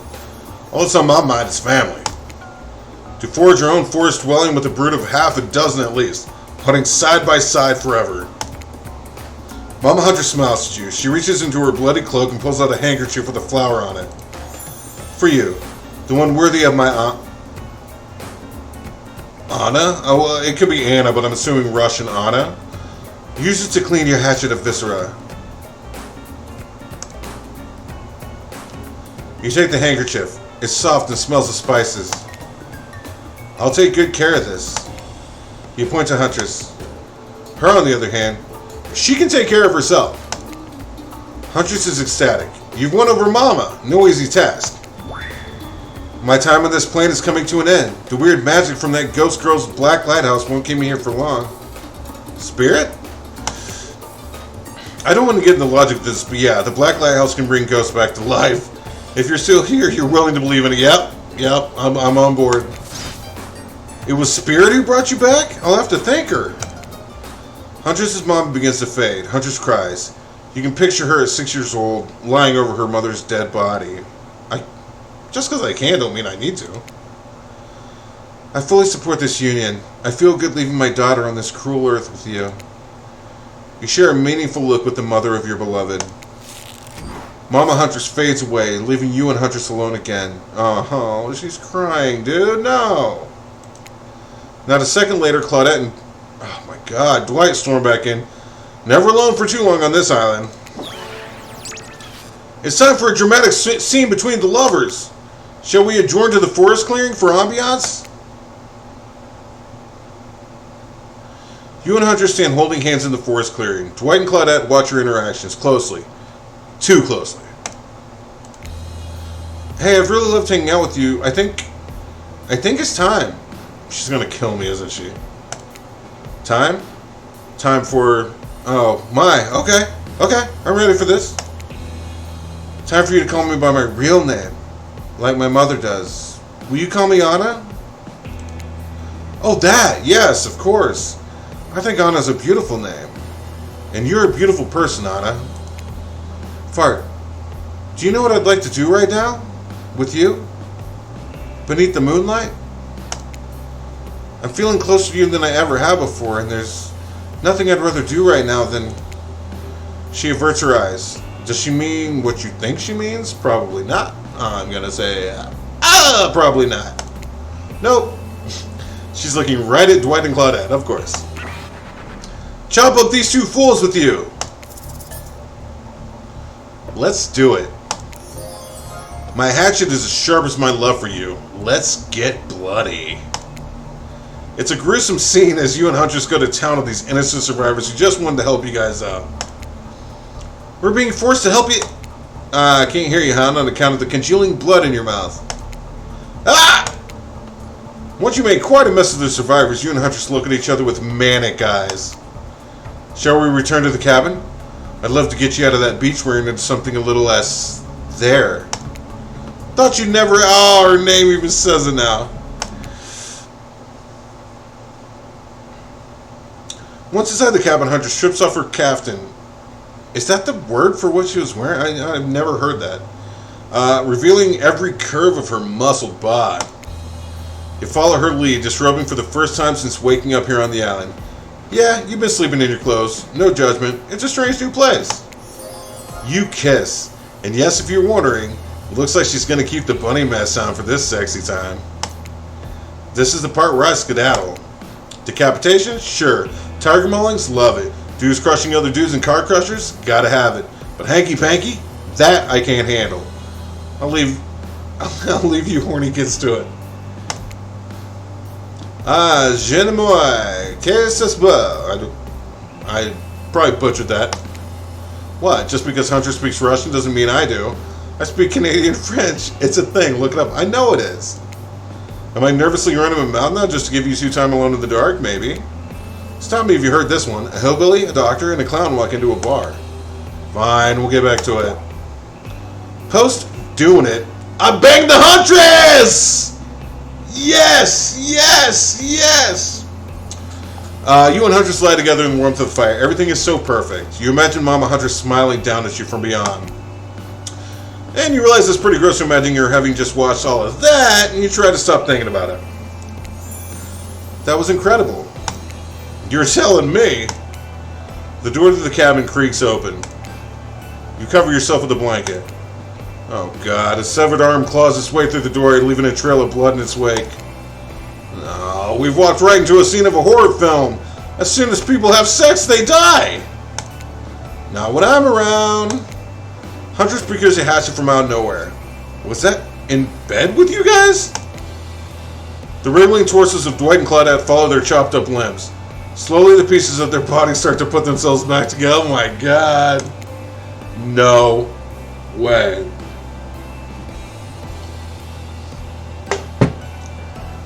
I'm behind him, man. Almost there. What the fuck indeed, my friend. You thought this island would let us die? Permanently? Haven't you ever played Dead by Daylight? I have. Come on, we have to get to the final scene. I mean decision. Claudette and Dwight leave you and Huntress back to the empty beach. You both bask in the glory of being freshly laid. That sounds terrible, doesn't it? Like some sort of laundry detergent. Freshly laid. Actually, maybe that's good. I'll get my agent to start circulating that. The island is strangely quiet. No sarcastic remarks disguising a broken young woman from Spirit. No strange wide-eyed stare from the socially awkward Wraith. No threats of imminent violence from Trapper. Even Claudette and Dwight are tight-lipped. They seem almost zombified. Last day, you beautiful piece of meat. You done so well. We're almost at the finish line. You didn't think I brought you all this way without a plan, did you? What kind of sinister body of salt water do you think I am? A whoosh of dark energy surrounds you and disappears as quickly as it came. The island noises begin to return. Birds chirp in the trees, the grass rustles in the light breeze, and oh look! The other killers are all here at the fire pit to watch the finale ceremony. I can't wait any longer. The pomp and circumstance is agonizing. You're telling me? Stick to the script, Claudette. Okay, so, Huntress, how do you feel about the newcomer? Are they everything your murderous little heart has ever longed for? Huntress stares you down for an agonizing moment. She steps towards you. My dear, I think this is true love. Come with me to the Red Forest. Let's hunt the woods together and have a family bursting with babies. I'll raise them as fierce warriors who can defend their family at home. In just a matter of days, you've gone from being completely alone to being the start of a clan of warriors. I did not see that coming. Ray starts a slow clap. No one joins in. Typical. Whatever. Love is a concept made up of the greeting card industry. I'm out of here. Spirit floats back to her black lighthouse. Look behind you, it's Trapper! Huntress, you bested me. He turns to you and offers his leathery hand for a handshake. Congratulations, Fart. I don't shake hands with losers. That is savage! What? Trapper's eyebrows shoot up. And then he smiles. Did not see that one coming. You're alright, kid. I mean, I hate you completely. I want to kill you mercilessly. But You're alright. But wait, you haven't said anything to Huntress. Laugh in her face? Like, I want to see what happens when you do that, but I'm not clicking that. And I love you too. Yes, let's move to Red Forest immediately. Is 12 kids too many? Maybe in this economy, but who cares? Your heart's overflowing with joy as you and Huntress embrace. Is this what you've been missing your whole life? A woman with shoulders the size of mountains who won't take off her bunny mask even during intimate times? Yes, yes, 1,000 times yes! You stare into the sunset and picture your life together. Happiness is real.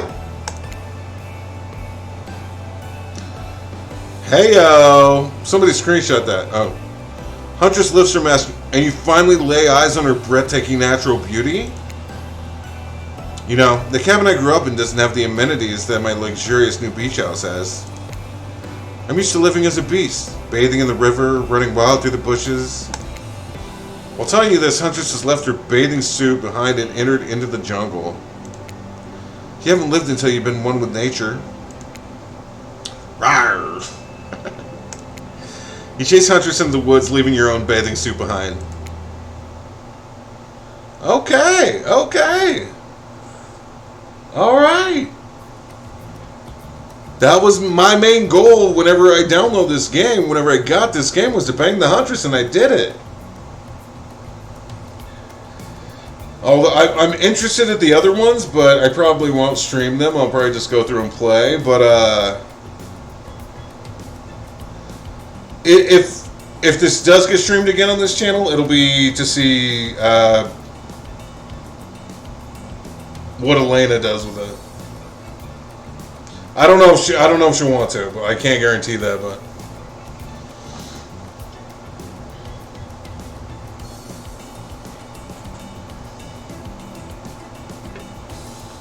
all right, well, that's one pathway you can take.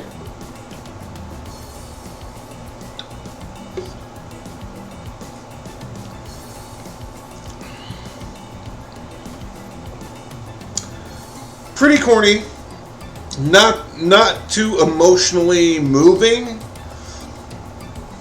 or anything, but you know, a good little quick little visual novel.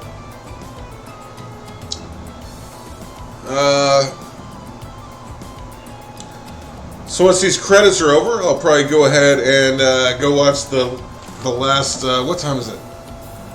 The last hour of Dynamite.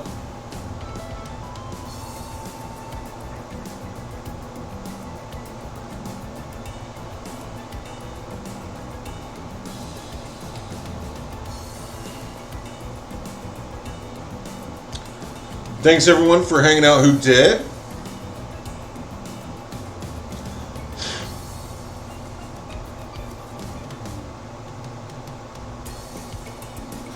This is pretty fun. I haven't played a visual novel since Doki Doki Literature Club, so it's not something you're going to see all the time on this channel, but this one was Dead by Daylight related. I wanted to play it, so.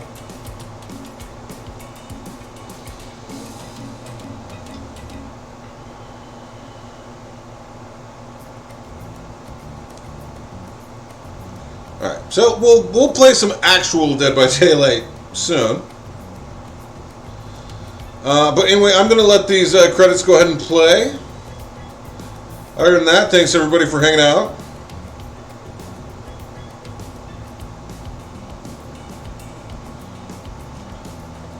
And until I see you next time, bye-bye!